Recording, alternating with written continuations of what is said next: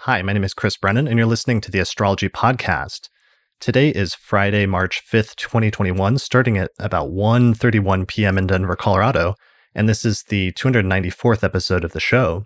Today I'm going to be talking with Israel Ajose, and we're going to be talking about the astrology of the moon and the significations and meanings and different uses of the moon in astrology. So, hey, Israel, thanks for joining me today. Thank you very much for having me, Chris. Great catching up with you. It's been a while. But I think this is the first time we've had a conversation in 2021, right? So yeah, first time. So we've been planning this episode for almost a year now.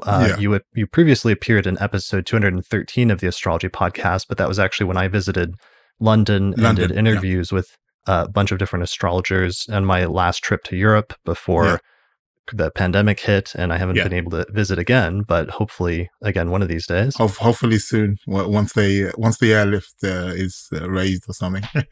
Yeah. So when I talked to you last, when I was there in episode 213, we talked about that you were at the time the vice president of the Astrological Lodge of London, but since that time you've actually become the president of the Astrological Lodge, right?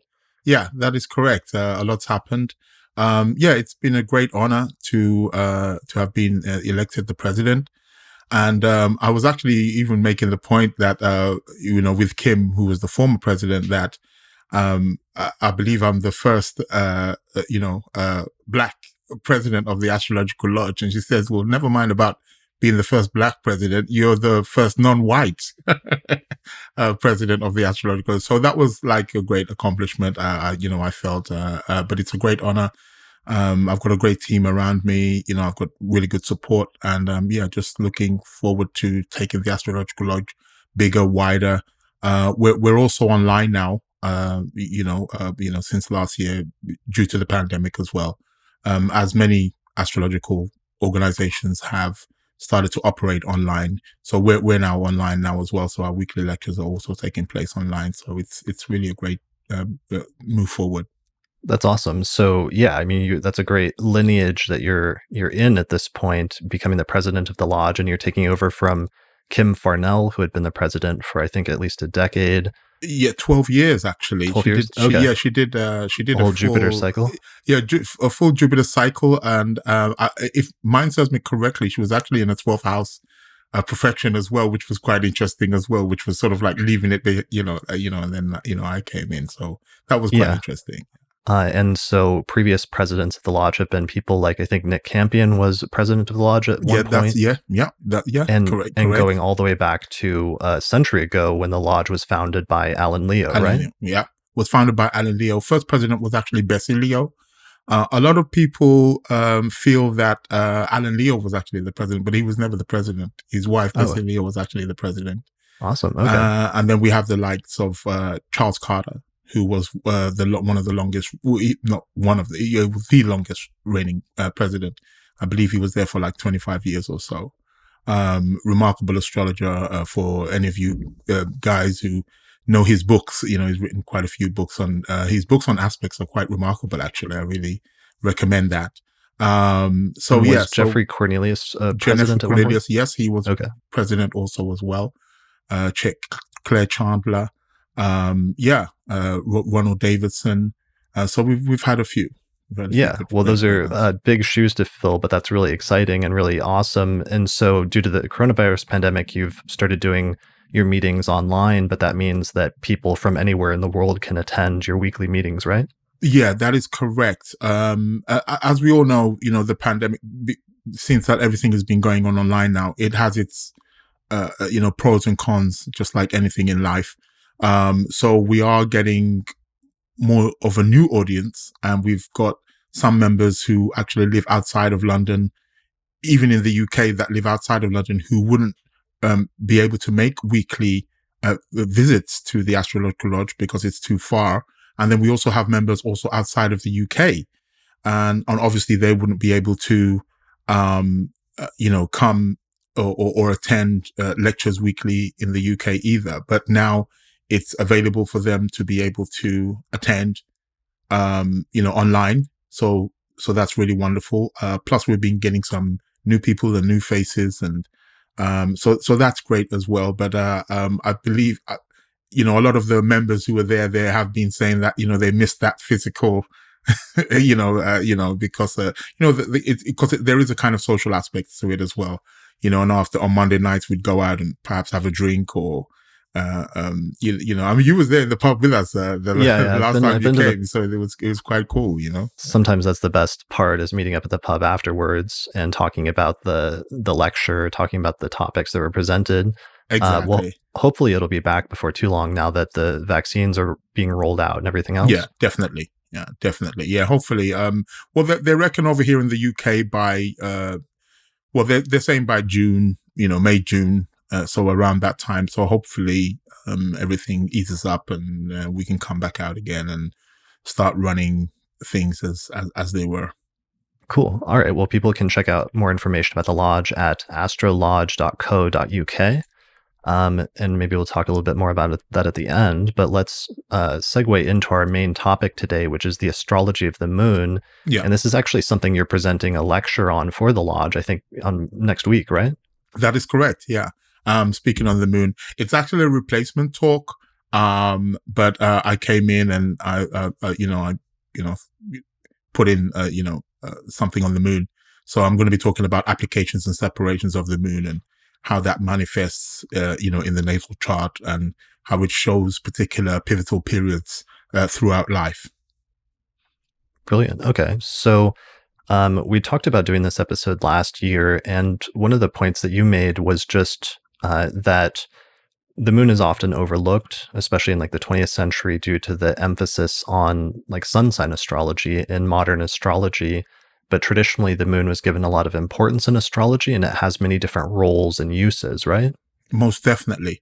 I strongly feel, and it's not a criticism or having a go, but I also think it may even shed a bit of light about what the moon is about. It's very interesting because, generally in astrology, people will speak about the moon as it's our sort of like, it's an inner part of ourself, or it's a more private part of ourself.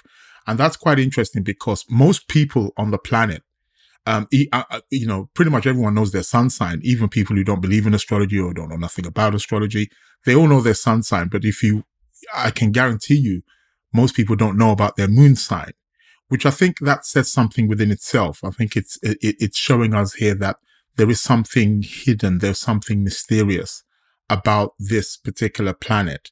And why is it that this planet doesn't seem to get as much attention as the sun? And of course, for obvious reasons, we look at the sun, it comes out in the day. So if we look at it from a symbolic perspective, the sun is giving us light, it's giving us warmth. It rules the sign of Leo also as well. So it's all about bright. It's all about attention. It's all about being at the center. Whereas with the moon, it comes out at night where most people are sleeping or they're in their house and, the windows are closed and so on and so forth. So the moon has it's operating. It's just as powerful as the sun, but it seems like the moon seems to be operating on a sub level or a hidden level on some kind of, and I feel that's one of the reasons why it tends to be overlooked. And, again, I'm not having criticism with modern astrology, but, we open up, astrology books and very often they'll say the moon, it represents your emotions and it, represents mother. And yes, it is all of that, but there is far more to the moon. The moon may be showing us and telling us much more about who, what, why, and when in our lives than we may actually realize in the birth chart.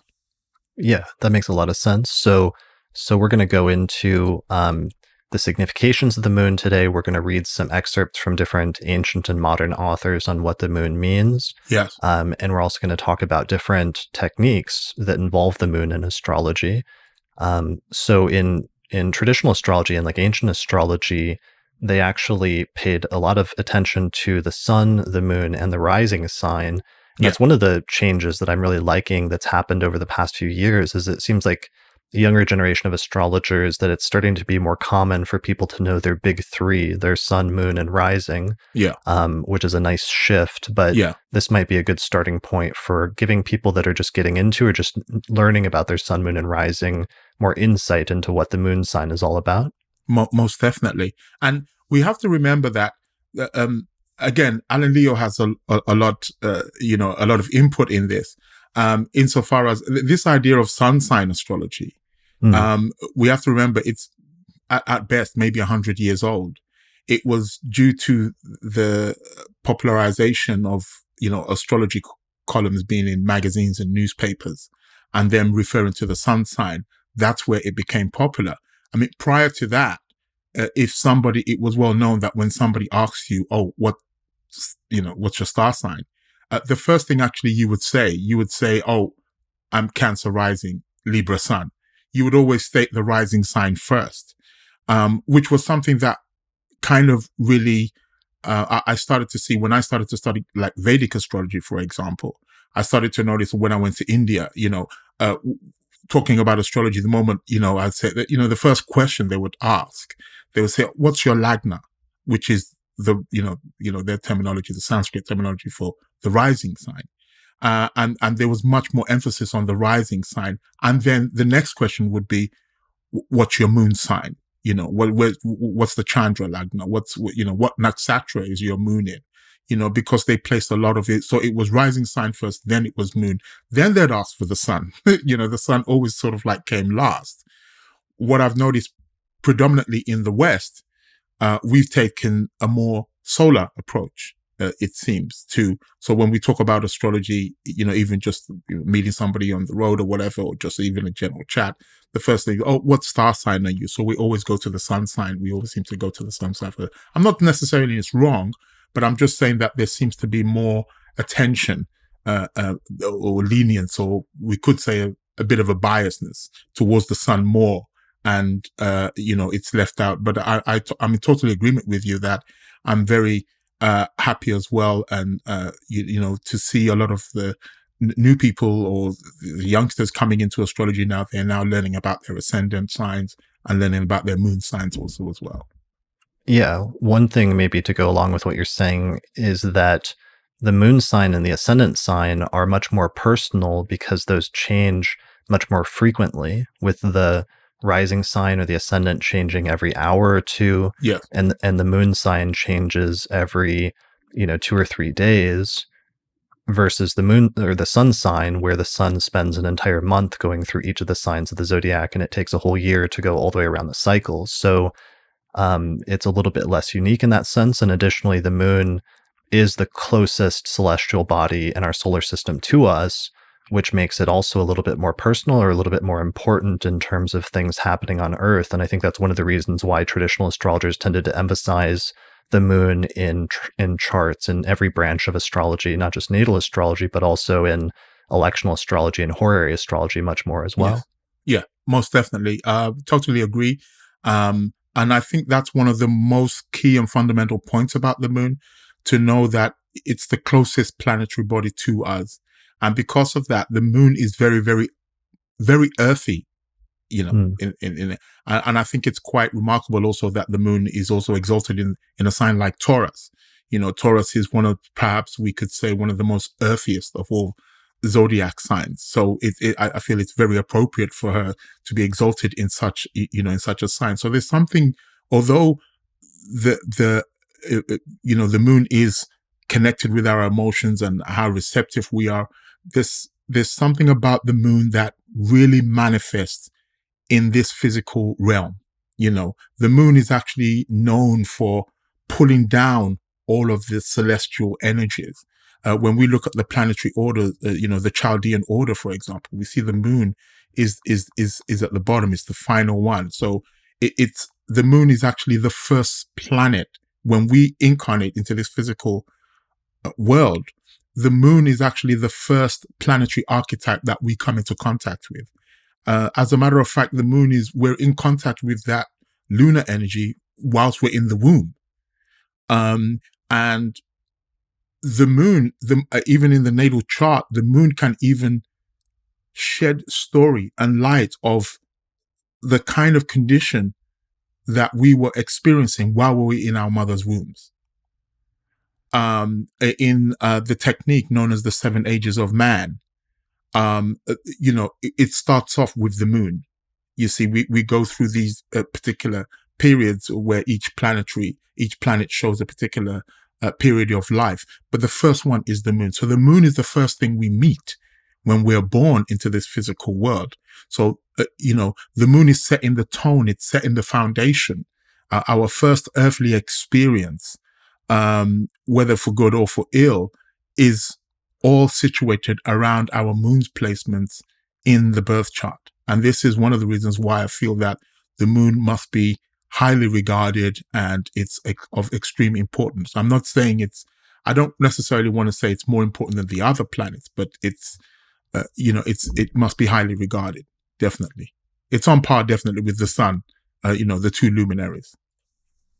Yeah, that makes sense. And well, then that's one of mentioning the sun is really important, but that'll be a digression. But just the fact that from our vantage point on Earth, when you look out into the night sky or you look at the sky, that even though the sun is so much further away from us than the moon is, and the moon is so much closer, that they actually are pretty much almost exactly the same size from our vantage point on Earth, so that there's a sort of parity between them in some sense in terms of just that observational distinction from our perspective on Earth, which is relevant, even though it's not true from, let's say, a universal sense. If you're standing outside and looking at the solar system, the sun is much bigger. Yeah. But there's something about that visual component when you're actually looking at celestial phenomenon that actually makes a difference. The fact that they're the same size.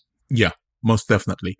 And symbolically, that is letting us know that there's something about the moon and about the sun that, they're on par. It's both king and queen. It's both father and mother. It's both masculine and feminine, day and night. And, they both have equal power, equal rights, in their own, they'll express it in their own way, of course, which will, there'll be a difference in that, but, they're on par.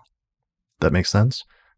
So I found a diagram that I made a while ago that shows the traditional notion of like the 7 spheres that in like Hermetic and Gnostic and other cosmologies, before birth, the soul was said to descend through the planetary spheres from the realm of the fixed stars, and then it would go through each of the spheres and it would pick up different qualities from each of the planets along the way.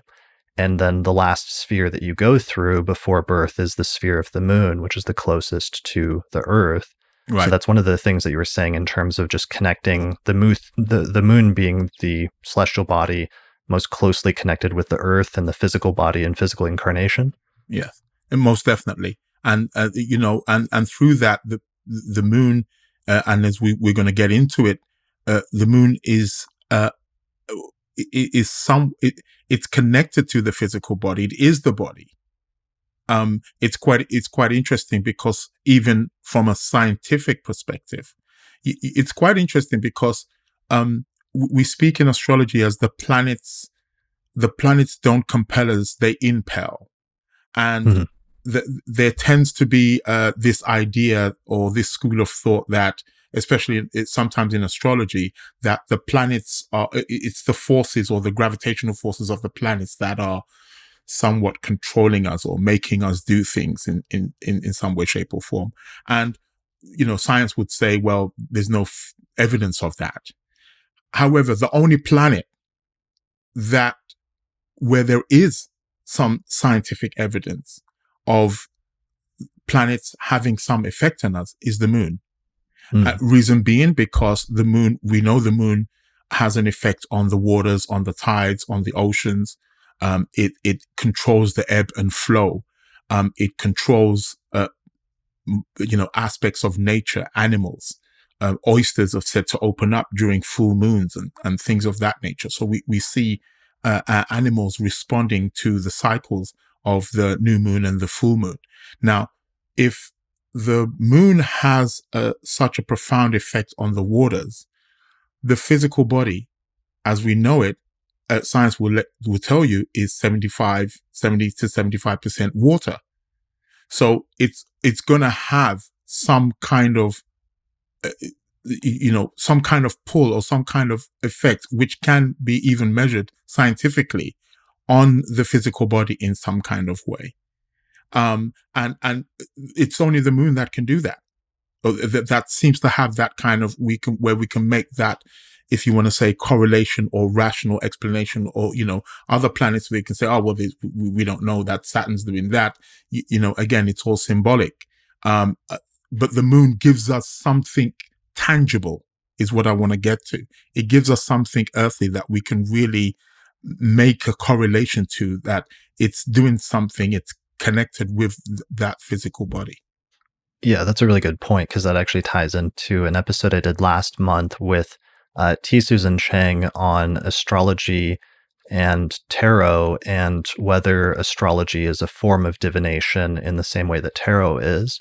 And one of the things we talked about in the conclusions that we came to was that there are similarities in terms of the use of like symbolic thinking and the interpretation of symbolism in a way in astrology that's very similar to tarot. But then one of the points that and there's some authors like Jeffrey Cornelius that argue that astrology is entirely divinatory, like tarot and other forms of divination. But then astrology is tricky because it always blurs boundaries, or traditionally astrology was associated with Mercury, which often tends to like straddle both sides when there's an issue or when there's a difference between two sides. Yeah. And astrology is kind of like that, in that there is that symbolic or divinatory and symbolic part of astrology, but then there's also sometimes really is potentially, at least in some limited cases, like causal influences from certain celestial bodies, such as you're pointing out, the moon and its effect on the tides, as well as other natural phenomenon, and then also the sun and its effect on the seasons through, different levels of light during different parts of the year. So that's a really good point that helps balance out the other side of that discussion about what is the mechanism underlying astrology. Yeah, most definitely. It makes total sense. And I feel, astrology is, that's why, personally, I feel astrology, and all divinational methods, if you want to say, they do have both components. They have that, if you want to say, the rational side of, of things, but they also have that part, which is, it's non-rational. It's based on symbolic, if you want to say, intuitive or imaginative, and it's about being able to use both sides. We shouldn't throw one out for the other. It's not a case of whether it's this or that. It's both are actually operating. Both hemispheres of the brain, if we want to say, are actually at work. And I know sometimes it can bring up a bit of a paradox or a bit of confusion. Or is it this, or if it's that, why can't it be both? Which is that mercurial, the Mercury aspect of it. Yeah, I think that's crucial to understanding the nature of astrology, and that's something I've been really focused on for like 10 years or so now, is just the mercurial, or what I call sometimes the hermetic nature of astrology, and the fact that as a result of that, being a part of its basic nature, that then you will sometimes run into issues where there's a divide even in the techniques of astrology, and there's a question of, is it this one thing or is it this other thing? And sometimes the answer isn't either or, but instead that it's both. Yeah. And I feel that's it's part of human nature. I mean, that's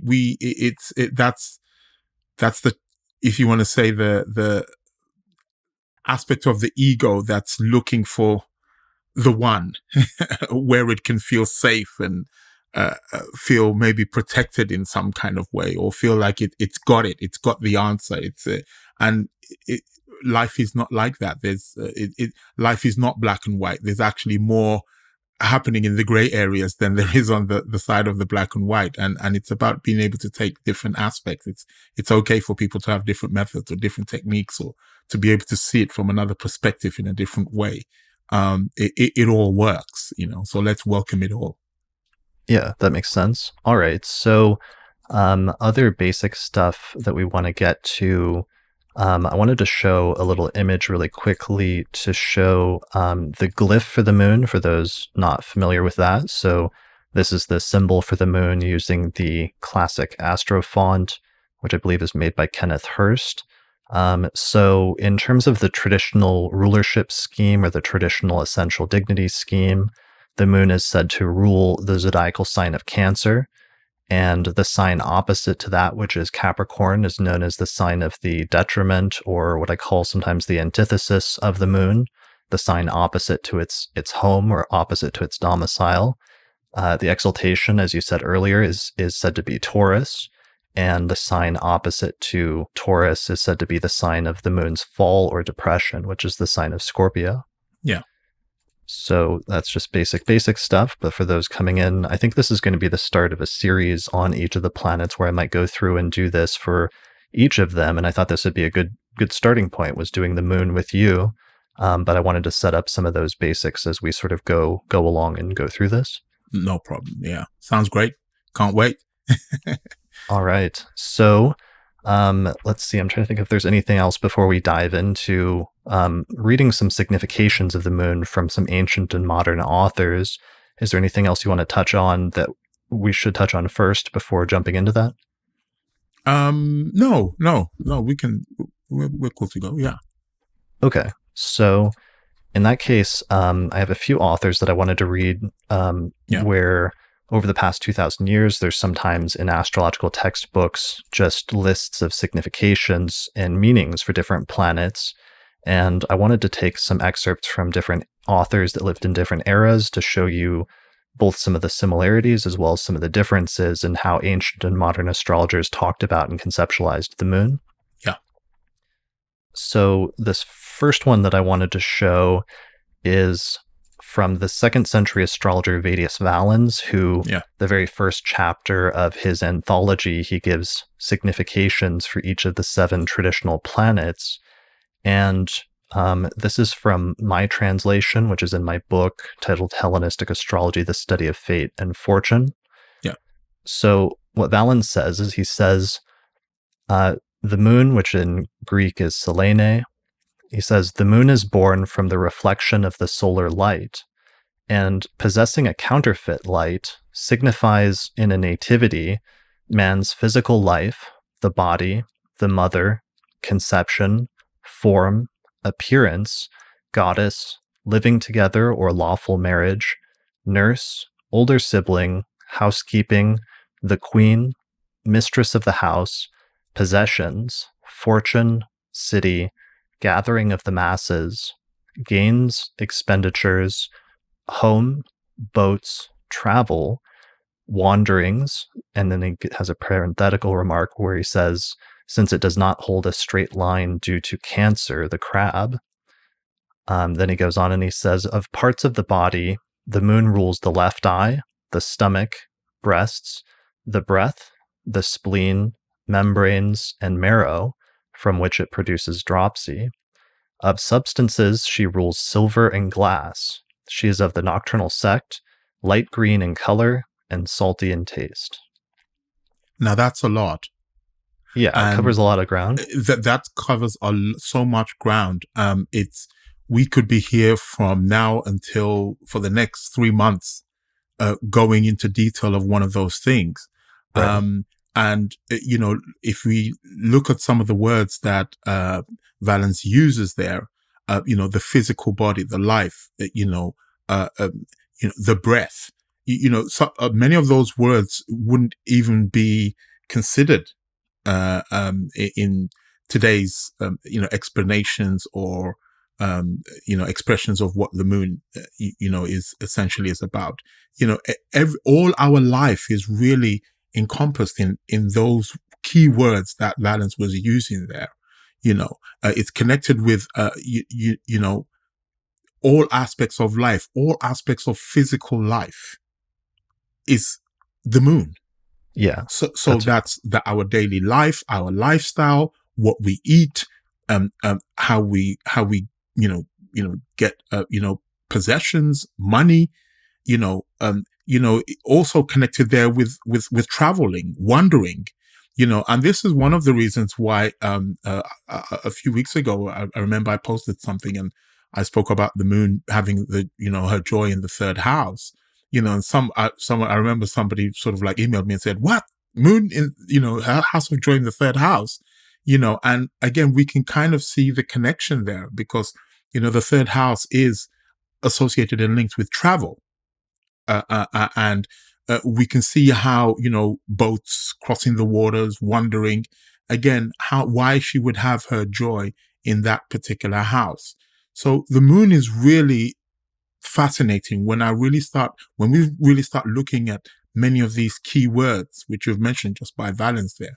It's very, very important indeed. It's our incarnation in the most physical level. That's what that moon represents. Yeah, and that's his very first signification. And it's interesting because he's contrasting, like we could have started this series with the sun. We're starting with the moon. And I think that's actually a good idea for the most part because of the moon being closer and how important it is in astrology. But one thing that we are missing by starting there is that Valens, in his significations, he gave the sun first, and he associates the sun because it's the concept of light. He associates the sun with the intellect and the soul and the spirit and the mind and intelligence of the person. So because the sun emits light, versus the moon, he talks about the moon receiving light and reflecting light, and also because it's the closest planetary body or celestial body to us, that it signifies, one of his very first significations is physical life in the body and the physical incarnation.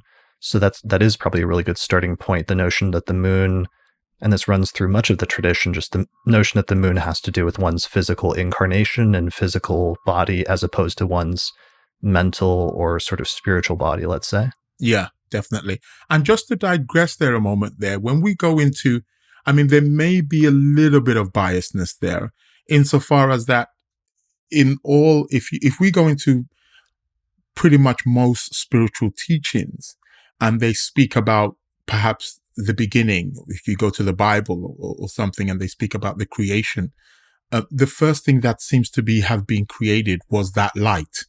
In the Bible, they say, it was non-form and darkness. It's actually given us a clue that maybe aspects of the moon, that feminine archetype, was actually there in the first place. They speak about, it's quite interesting in all mythologies, very often when they speak about the creation, there's always water there first before anything else. But nobody can seem to explain how the water got there. But there's always seems to be water. And again, the moon is the planet that presides over the water. So again, we're tapping into that feminine energy there. So, but the sun or the light seems to be the first thing that was given birth to or was created in some kind of way. So the light seems to take again precedence again, that the masculine energy, and that could have been maybe a patriarchal thing, maybe perhaps as to why it is that the sun comes first. So it may be a patriarchal manifestation of the schools of thought of the time, but I would say the moon was also there as well. It's just as important. That makes me think of in the ancient mythical birth chart for the birth of the world in ancient Hellenistic astrology called the Thema Mundi. Yes. It was said to have that the world was supposed to have started, its birth chart is supposed to have Cancer rising with the moon in Cancer in the ascendant and the rest of the planets flanking out in zodiacal order, based on their relative speed and distance from the sun in Leo, next to Mercury in Virgo, then Venus in Libra, Mars in Scorpio, Jupiter in Sag, and Saturn in Capricorn. But it has the moon very prominently placed on the ascendant in the first house for the birth of the physical cosmos. Yeah, I'll take that. You'll take that. You'll accept that as the. I'll birth. Accept that, definitely. Okay. The moon comes first, and especially for us on planet Earth, because for us it is, and in the birth chart, it is the most personal planet. You can't get more personal than the moon. Right. Yeah, that's a really good point. Okay, so physical body as contrasted with like the mind or the intellect or the spirit in ancient astrology. You talked about how the moon is associated with the third house according to the planetary joys scheme, and I thought that was going in an interesting direction. So let me see if I can pull up a diagram that I have for the planetary joys, just so I can show people that, because that's actually a really interesting point.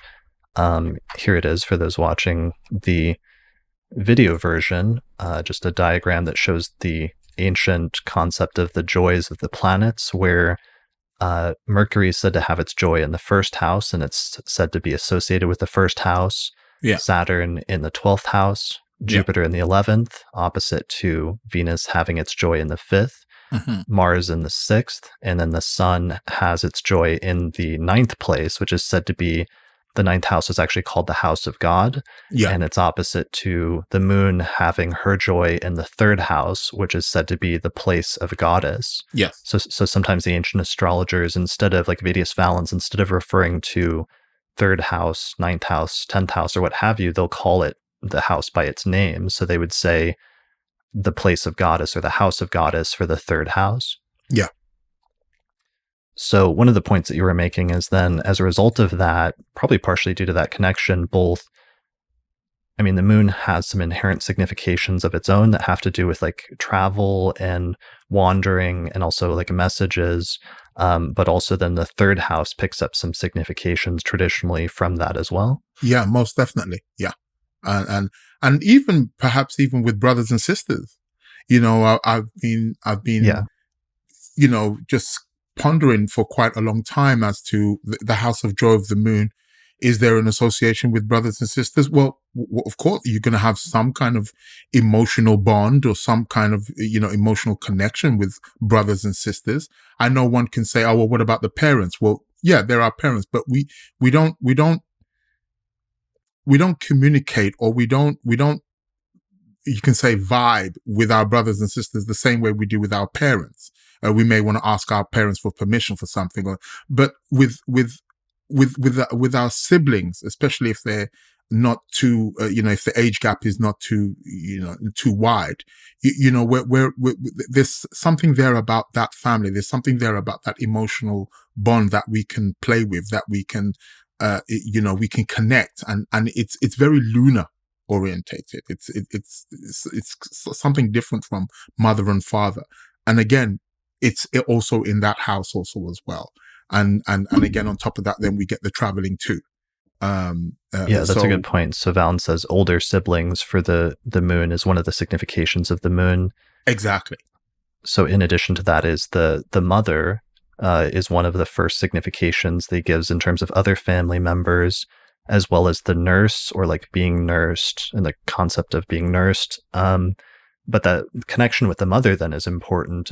Valens connects the sun with the father and the moon with the mother, but that in and of itself might tie us back into some of the physical connotations, in the sense of like, a person, you are with your mother for your first, let's say, 9 months of physical life from conception until birth, and are essentially an extension of her body in and of itself. So there's this real physical connection with the mother. Yeah. And so we see some connection there. Yeah. Oh, most definitely. And the thing is while we're in our mother's wombs for those 9 months, there is no, and that's the thing with the moon. The moon doesn't separate. She sees everything as one. There's almost like a merging into one. So when our mothers are pregnant with us, when we're in the womb for those 9 months, there is no separation. Child and mother are one. And even when the child is born after the umbilical cord is cut, there's still a very strong, because we still have to go to mother for the nurturing. Hence why the moon represents the nurturing, because we rely on our mothers to perhaps breastfeed us, or whether it's a bottle also as well. These are the kinds of things that it tends to be the mother's duty to do that. I'm not saying father can't be involved in nurturing the child also as well, but it's primarily the mother's duty to do that. The father can't breastfeed. It's the mother that does that. So there's this nurturing quality that really ties us in with that lunar energy, with that moon energy.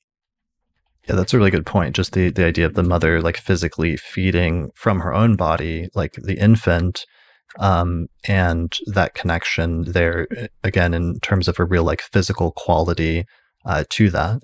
Yeah. And hence why when we go to Valens's keywords, he lets us know that the moon rules the breasts.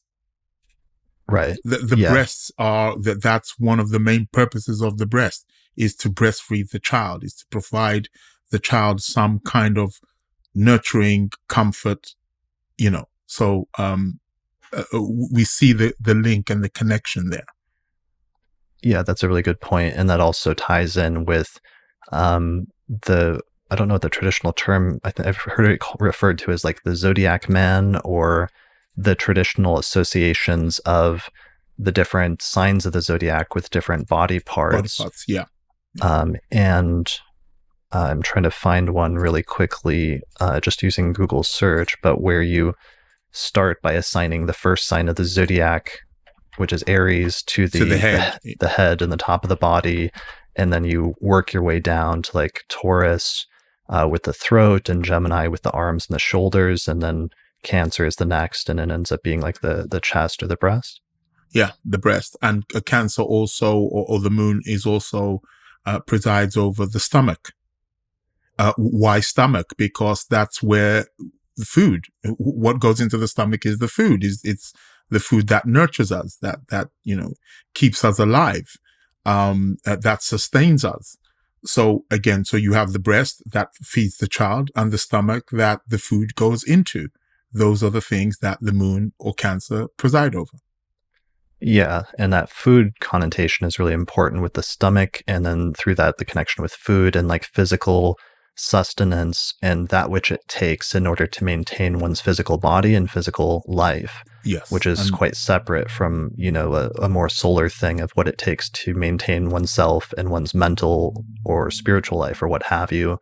But that connection between the moon and food then is probably somewhat important, which then also ties it into two signs, Cancer and Taurus, the sign of its exaltation, that are also sort of connected with that as well. Yes, most definitely. I would definitely agree with that. Yeah. And I meant to mention, because like you mentioned Taurus being the sign of its exaltation, but you actually, my friend, are a moon in Taurus native, right? Yes, certainly. Okay. Do you share your chart, or you feel comfortable sharing your data? Yeah, most definitely. Let the world see. Okay. Because I learned that it was important just before we started talking, because you actually were born with Cancer rising and the moon as the ruler of the ascendant exalted in Taurus, actually in a night chart. Yes.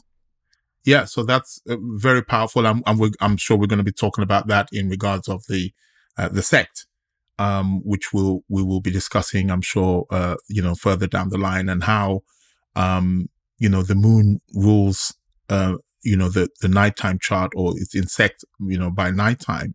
So that is something of, if you want to say, call it an advantage for me, I suppose.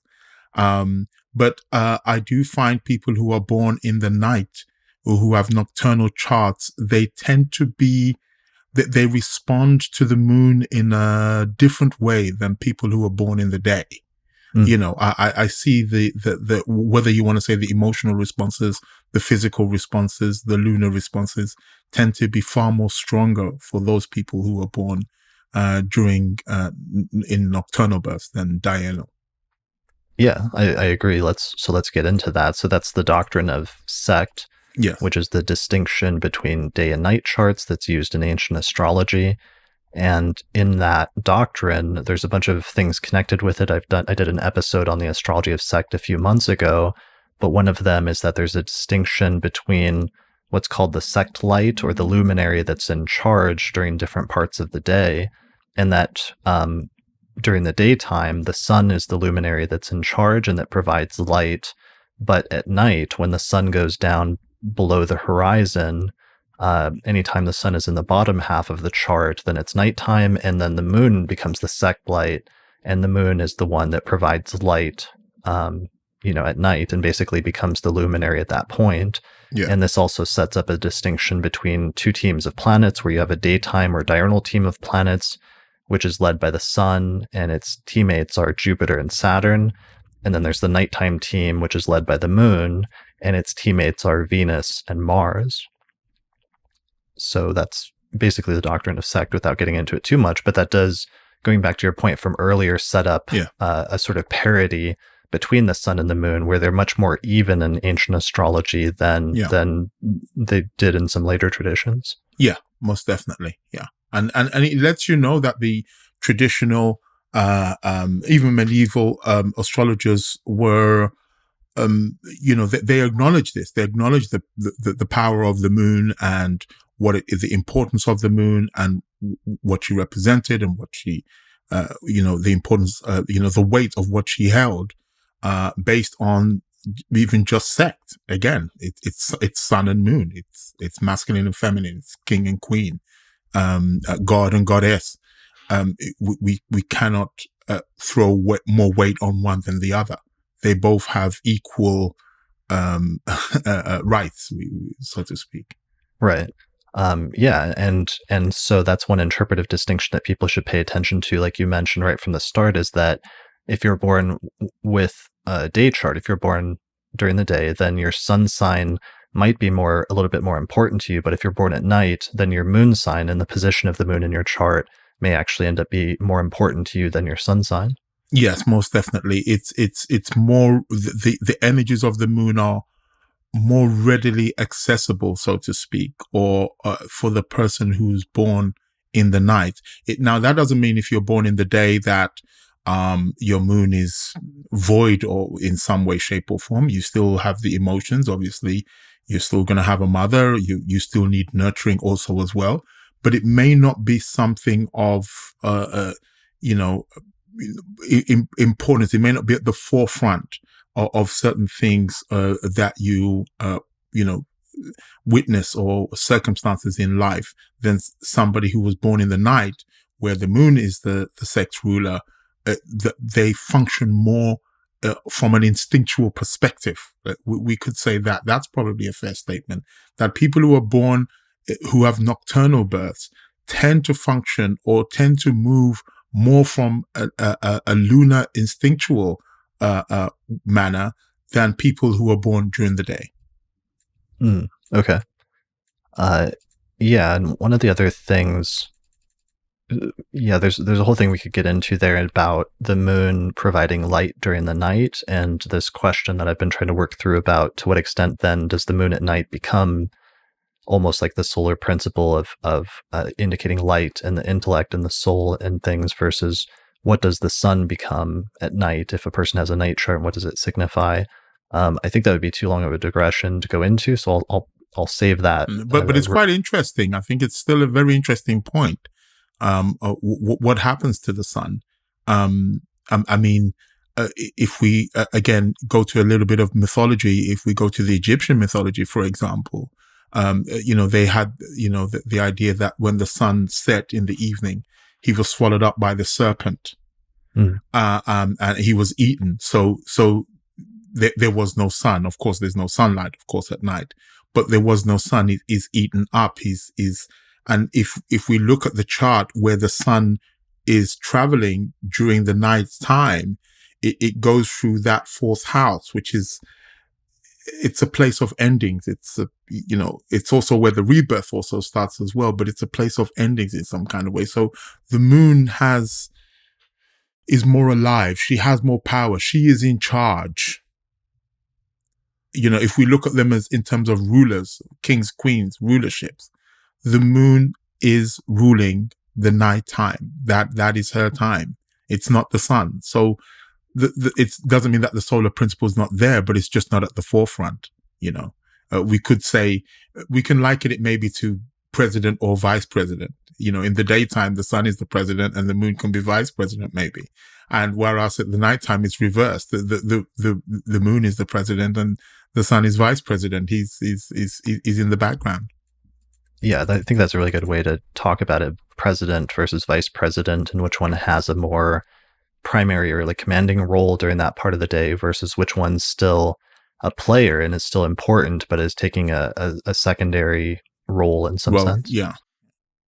All right. So one other thing I wanted to mention, one of the things that one of my teachers, Robert Schmidt, mentioned and noticed when he was reading through the significations of Valens is that Valens focused on certain overarching concepts that seem to be tied into the traditional planetary rulership scheme, which puts certain planets in opposition to different planets. And some of this, like Rhetorius of Egypt in the 6th or 7th century, also puts the basic significations of the planets in opposition to each other based on the domiciles. Right. But some of the keywords that Schmidt noticed, and I've adapted this a little bit from him, is that the sun's basic principle in many of its significations is that it emits light, or it emits things. Yeah. It shines, or it radiates. Yeah. Whereas in the sign of Leo especially, and this is opposite to Saturn having its domicile in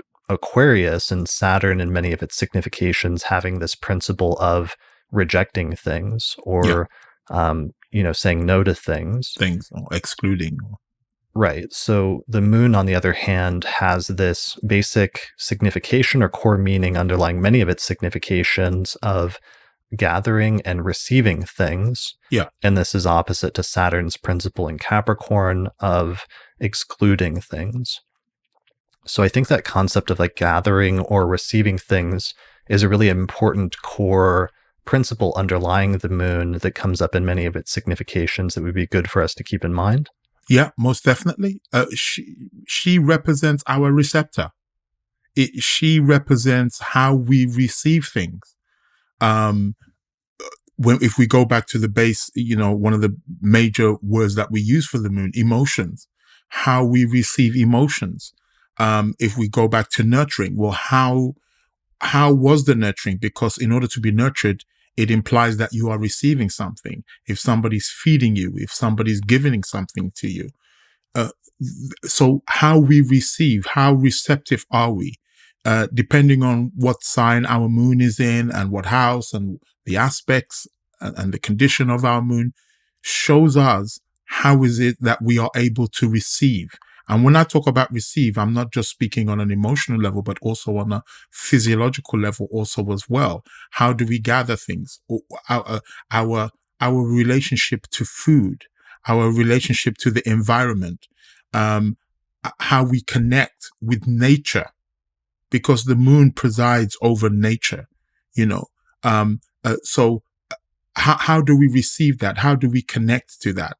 How do we gather things? We collect things. Sometimes we speak about things having some kind of sentimental value, maybe something that's been passed down, maybe in the family, or we speak about people who perhaps who collect lots of things, and we call them hoarders, people who hoard things. Again, this is all lunar stuff. As we go through life, we gather things, we take things. And that's what the moon represents. The moon represents that part of us. That is, she is the collector of all of our human and physical experiences while we are here on Earth. She is collecting all of that. And depending where she is in the chart, what position she's in, what conditions she's in, she will shed light as to how we go about gathering or receiving or collecting these particular experiences, whether it's physiologically, whether it's psychologically, whether it's emotionally, it's all there. Yeah, I like that. That's really good. And it's tied in partially with the notion of the moon receiving the light of the sun and reflecting it, that notion of reception, but also going back to the planetary spheres, the notion that the moon is the lowest and the celestial body closest to us, but because it also is the fastest and it moves around the zodiac in just 28 days or about a month, that the moon collects, in ancient astrology, it was said to collect all the effluences of the other planets that filter down through the cosmos, and then the moon collects and receives them and then dispenses them to people on Earth. And that's one of the reasons why there are a number of more complicated aspect concepts like transfer of light and collection of light that developed in medieval astrology that we'll talk about in a little bit, that become very important in terms of that notion of the moon gathering and conveying things and taking them to other parts. Most definitely. Yeah. And those things actually, once we start delving into the natal chart, they actually start setting the tones of how things are going to manifest and play out actually in our life. The moon is the one to watch. She's the one who's she's sort of like, she's the trigger, she's the trigger point. We know sometimes even in transits, we've seen very often when the moon goes over a sensitive part in the chart, or even by transit or by progression or something like that, something, something tends to happen. Or also with new moons and full moons and, these kind of important and very sensitive, planetary, configurations that we witness, throughout the year. So the moon is the key. She is, I always refer to her as the oracle, kind of like in the Matrix, when Morpheus is always saying to Neo, look, we got to go and see we got to go and see the oracle. You got to go and see the oracle. I always liken the oracle, the moon to the oracle. She is our cosmic oracle. I like that. I really like that. Well, and the oracle also had like a great like lunar energy, especially in that first film. Definitely. Where she like welcomes Neo in and yeah. And if you noticed as well, it's quite interesting because like you said, in the Matrix, she welcomes Neo in and you see her, she's always cooking, she's always baking cookies. This is Moon. She's always nurturing. She had all these children around her that she's looking after. This is Moon energy, Right. And she even had like really bad news to tell him at one point, but delivers it in a very, somewhat gentle way. Yeah. She's the mother, All right. So going back to Valens before we move on, just because you mentioned, you're talking about like possessions and like hoarding and that which accumulates, that which you accumulate. And that is one of Valens's significations is possessions, gathering of the masses, gains, like material gains, but also expenditures. So it's like that which you gather and then that. Yeah. So that's all our finances, really. Yeah, there's there's something there also. I mean, don't get me wrong. I'm not saying the second house is not finances, or, Venus or Jupiter can't reflect finances, or the ruler of your second house. But fundamentally, when we really want to get, that first place where we should check is the moon. We should check the condition of the moon because she's letting you know how much gains are we entitled to, can we get, what's the expenditures also too. Yeah. So possessions. And then one of the interesting significations is fortune, or tuke in the ancient like Greco-Roman, mythology, and the notion of tuke as chance, as that thing that's kind of random, but it's like an even distribution. And chance can be very fickle. And in that way, sometimes the moon is treated as somewhat fickle because it waxes and wanes and it changes very frequently compared to any of the other planets. So there's sometimes this unstable quality that gets associated with the moon because of its changeableness. Yes. And I was actually going to also add something to that in regards to the fortune, because we know we have a particular point in our chart that's known as the part of fortune, which is based on whether it's a daytime or nighttime, the sect, whether you're, there's a particular way where you count from the moon to the sun. Obviously, if it's a nighttime chart, but you count from the sun to the moon if it's a diurnal chart, and you take that same distance and you project it from the ascendant. However, the part of fortune, or the two major, known as Arabic parts, or the lots, also known as the lots. The two major ones, as we know, are the part of fortune and the part of spirit. Mm-hmm. Now, the part of fortune is always associated with the moon. Right. Whereas the part of spirit is always associated with the sun. So that's to do with more spiritual, mental kind of situations. Whereas the part of fortune is to do with where we can be most fortunate, or where we can perhaps maybe cultivate something in the physical world, on the physical realm. We count maybe the 10th house from the part of fortune, and that can maybe give us, another particular place and what kind of occupational work that we have. So, but again, the point I'm trying to make is that the part of fortune is associated with moon. It's lunar in its manifestations.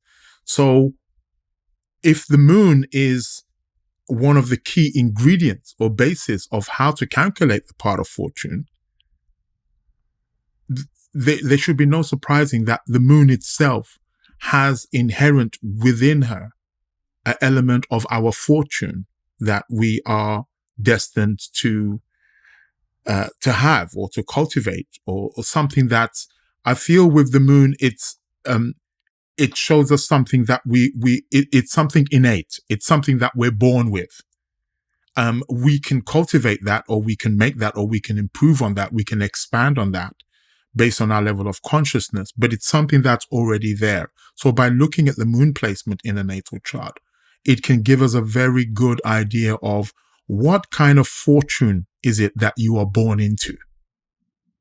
Yeah, I love that. That's great. And that's actually why I put the Wheel of Fortune in connection with that concept of fortune or chance or tuke on the cover of my book, and titled it Hellenistic Astrology, the Study of Fate and Fortune, because while they conceptualized ancient astrology as the study of fate and using a birth chart to learn a person's fate, it also had to do with that sense of fortune or chance or allotment. Yeah. And that a system based on chance that could study something, chance-like phenomenon, like the notion that at the moment that you're born, that the alignment of planets, which is sort of there at that moment and is not controllable, can tell you something about your future, in the same way that when you shuffle like a deck of tarot cards and pull a few cards, that random sense of allotment, that there can be something meaningful or purposeful about, that you can learn about the future from that. Yeah, definitely. I really love the cover that you use there on your book. It's really appropriate, and the title, "The Study of Fate and Fortune," because there tends to be this idea that fate is something bad or negative, and fortune always has to be good and full of riches and wealth and things of that nature. But I feel there are different levels of fortune, and there are certain fortune things that we may have in our life, or fortunate things that we may have in our life, that may need cultivating, that may need working on. They need improvements in some way. And again, if we go to the moon, she tells us a lot about that. Definitely. All right. So the last thing before we move on from Valens, we're spending a lot of time on Valens, but I think, and we've got several other authors. He's key. Yeah, I mean, it's so foundational. It covers so many foundational concepts. That's really useful. I just want to show a diagram of the significations of the planets or significations of the 12 houses that Valens gives. Yeah. Because I think that again, looking at the third house kind of keys us in on a little bit more in terms of how the significations of the moon and having her joy in the third house, how that kind of rubbed off on the meaning of the third house in ancient astrology. Yeah.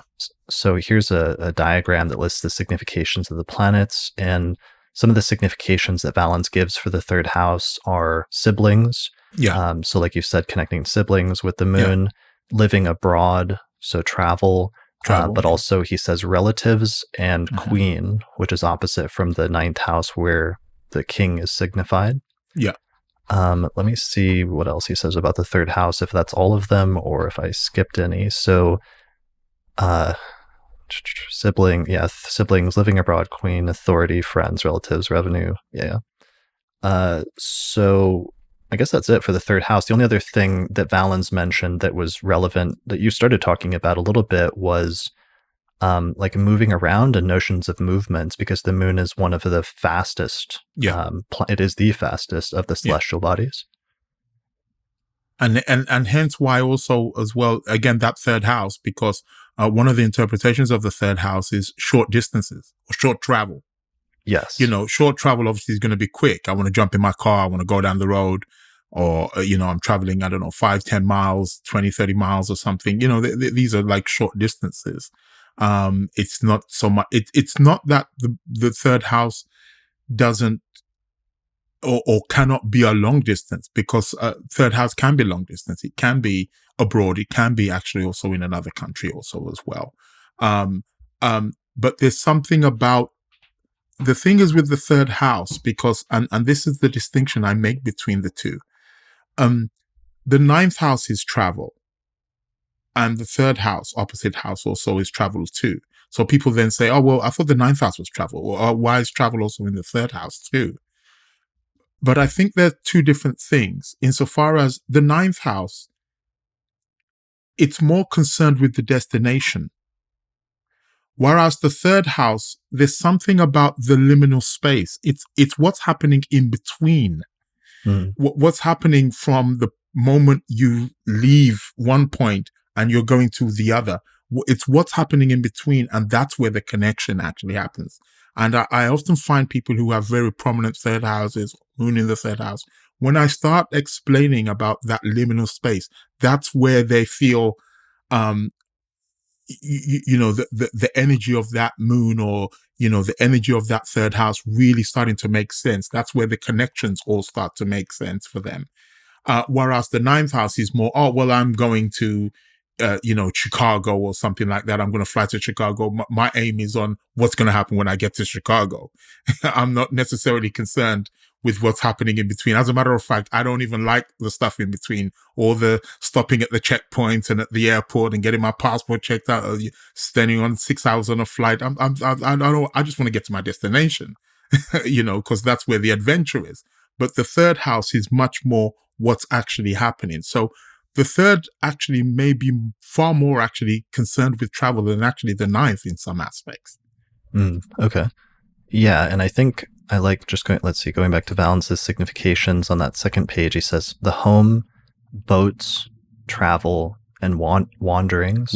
So it's right there in like the 2nd century, but it's not just, it's travel, but also I think boats was interesting because a boat is like something that it's a vessel for travel, but also it's like something you get inside of in order to travel to a different place. Exactly. And a boat is something that travels across water, and the moon rules the waters. Yeah, good point. So, and then that was another good point where third house is often, because the moon moves faster, and so sometimes it tends to be in later traditions of astrology more associated with short distance travel versus the sun, which has its joy in the ninth house. The ninth house tends to be associated with long distance travel, and the sun takes longer to move across the signs of the zodiac and is slower. I also think that ninth might sometimes be associated more with local travel or short distance travel because it's the house that's right next to the 4th house, which is the house traditionally associated with your home and living situation. So the 9th house being right next door to that, or being the house that declines or moves away from the 4th house, therefore is just like moving around in your neighborhood or moving around sort of locally in some sense. And by extension, it also sometimes then signifies your neighbors. The 3rd house can signify your neighbors, or sometimes other miscellaneous relatives get sort of thrown in the 3rd house. Yeah, cousins and, next of kins and stuff, sometimes can be there in the 3rd. Right. But yeah, those, the 3rd house can bring up the immediate surroundings, hence the neighbors. So what's going on in that immediate environment and your immediate surroundings, the 3rd house will tend to, your local area, as opposed to maybe something foreign, which tends to be more 9th house. Yeah, that makes sense. All right. So there's the joys of the planets again, moon in the 3rd house in the place of goddess.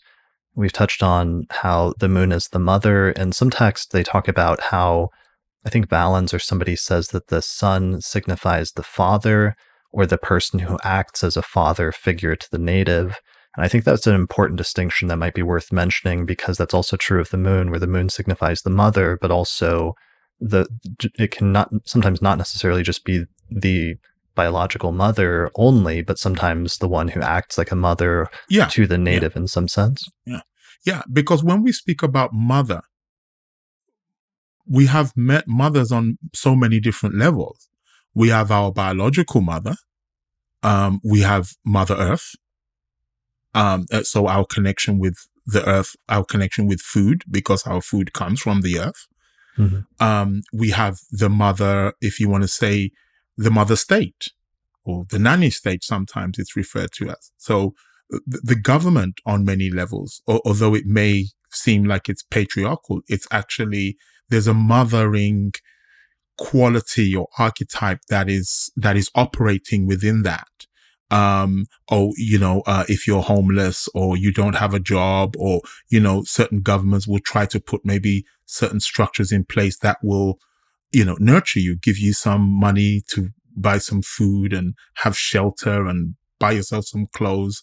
Again, all this physiological well-being, it's protected by that. So we have different levels or different areas of mother. So again, our biological mother, for some people, they may, depending on the circumstances, there may be situations or issues around maybe one's biological mother. But again, there could be a surrogate mother, that's a mother, who's looking after you, who's the nanny. Who's looking after you? What kind of? And again, when we look at the placement of the moon in the chart, the sign, the house, the aspects will allow us to understand, will shed light on the kind of conditions that we are going to be predisposed to based on the placement of our moon. What kind of mother did we have? Aspects to the moon will indicate perhaps maybe circumstances, or what kind of circumstances there were they for the good or for the ill, were they challenging circumstances, were they easy circumstances, based on again, it's all there in the natal chart. So the chart shows us, it tells us the story about our relationship to mother, our connection with mother, what kind of nurturing did we get from mother, so yeah, it's all there. All right, so I wanted to transition into the next section. We've talked about Vettius Valens, who lived in the 2nd century, but I want to jump forward several centuries to the 17th century and look at some significations of the moon according to one of the last great traditional authors, which is William Lilly, and his book, Christian Astrology, which was written, I believe, in London in 1647 or so. Yeah, that's correct. So I've got a picture of it. I wrote down the significations that I'll read, but I wanted to show this little picture of an original copy of Lilly where he talks about the moon and her properties and significations. And he gives a bunch of different stuff in his introductory text in the first, basically full English, full text on astrology written in English. And do they still have, I heard a rumor that there was a copy of Lilly that's passed down from presidents of the lodge. Is that still the case? Or do you have? I haven't got my copy yet. You haven't got your copy? Okay. We'll have to look into that then. We're going to have to go. I haven't got my copy yet. It's got missing somewhere. I don't know. Maybe in between Nick Campion and Kim Farnell, maybe. I don't know. Yeah, we're going to have to go bang on Kim Farnell's door and see. Yeah, exactly. Where's get that my back? copy? Right. Okay, let me pull out the written down significations that I have. That'll be a little bit easier to read. All right, here we go. Can you see that? Yes, certainly. Yeah. Here, I'll make it bigger. All right, so William Lilly, Christian Astrology, he says, the nature of the moon, she's a feminine nocturnal planet, cold, moist, and phlegmatic. Yeah. He says, manners when the moon is well dignified. So when it's well positioned in the chart, he says, she signifieth one of composed manners, a soft, tender creature, a lover of all honest and ingenious sciences. Maybe you should read this, actually. You probably have a better... Do you want to read it? Or yeah, a lover of all honest and indigenous sciences. Ingenious. A searcher. I misread it. Sorry, ingenious. Well, I'm going to say indigenous. Yeah, it's tricky. A lover of all honest and ingenious sciences. A searcher of and delighter of novelties. Naturally propense to... Sorry, it's sharing it through Zoom. It's probably too small on your screen. Sorry about that. I'll just I'm squinting a bit. Yeah, that's all right. I caught you off guard there. So it says, blah, blah, blah, naturally propense to flit and shift his habitation. Yeah. It's 17th century English. So we're both struggling a little bit here. Unsteadfast, wholly caring for the present times. Timorous. Do you know what that means? No. I have no I idea. need to get my Okay. dictionary. Your 17th century English dictionary, prodigal and easily frightened, however, Okay. loving peace, and to live free from the cares of this life. If a mechanic, the man learns many occupations and frequently will be tampering with many ways to trade in. So that's when it's well placed in the chart. Right. Then he goes on in another section and says, manners when badly placed, a mere vagabond, idle person, hating labor, a drunkard, a sot, one of no spirit or forecast, delighting to live beggarly and carelessly, one content in no condition of life, either good or ill.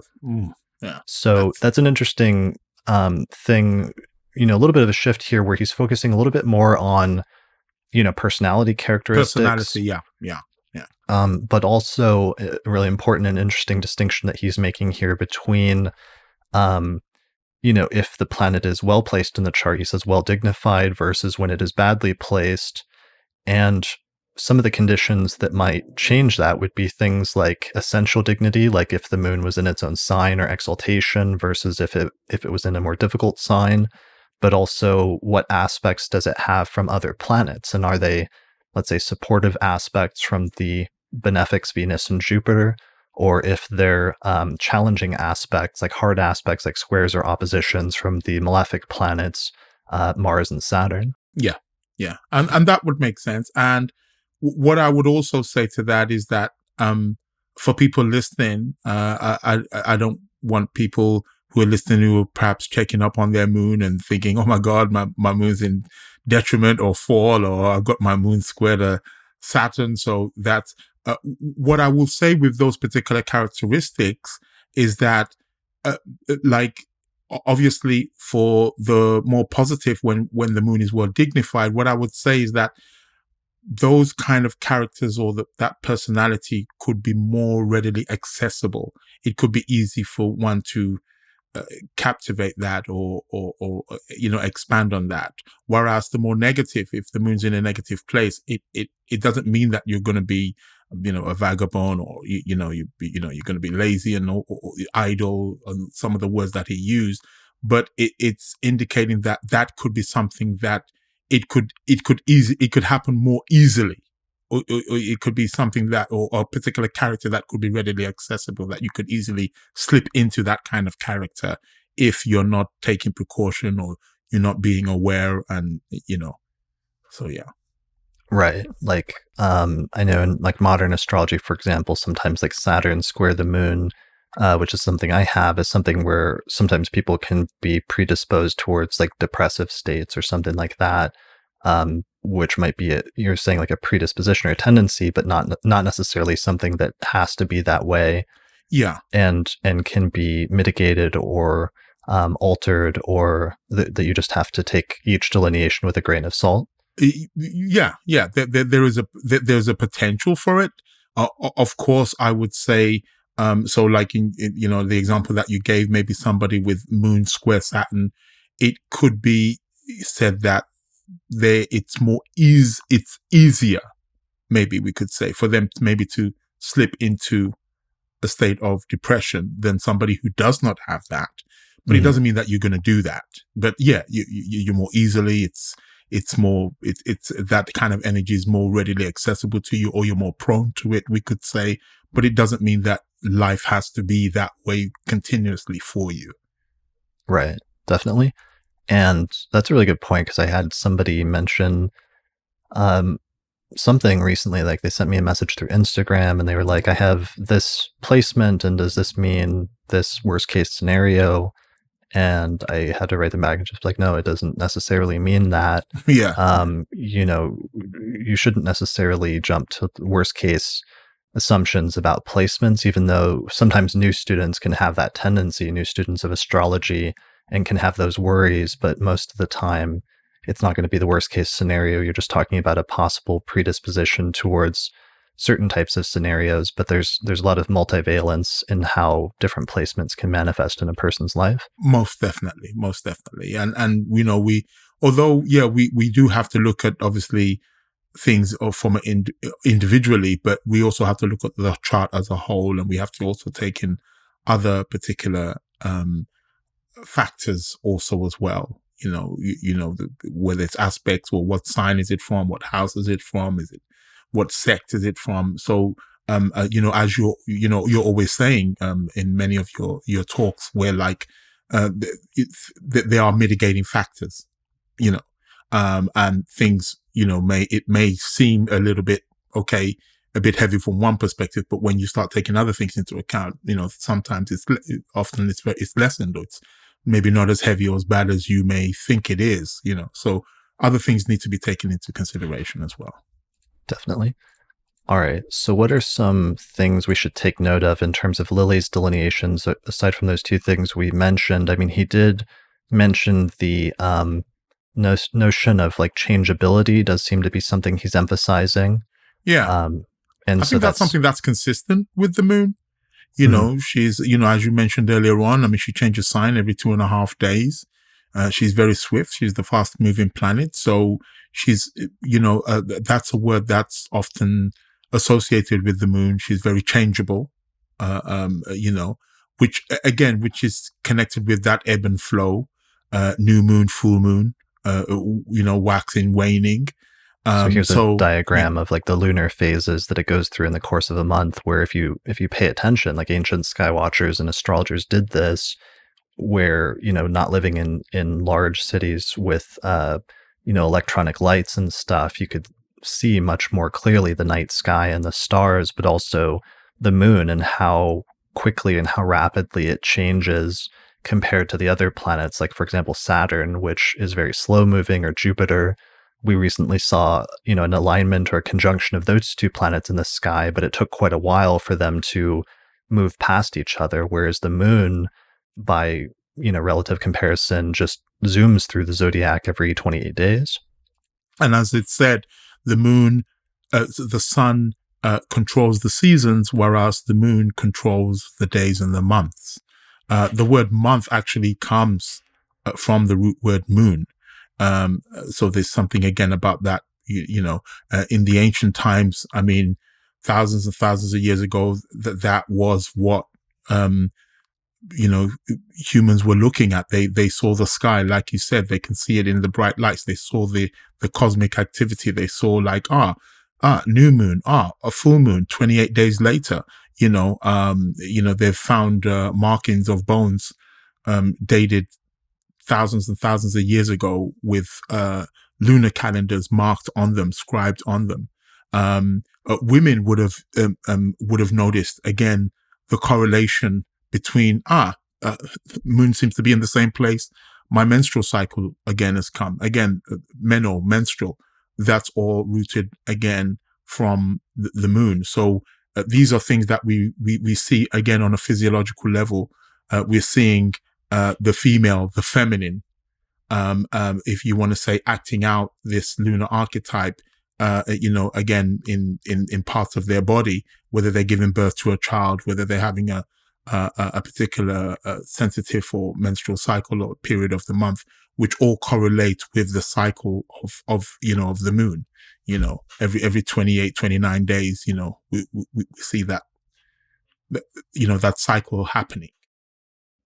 Yeah, that's a really great point. Let me show solar fire really quickly. One of the things I love about this program the most is the ability to animate it, which is really useful for electional astrology, but also sometimes just in terms of getting oriented with the basic astronomy of how the charts and how the planets move.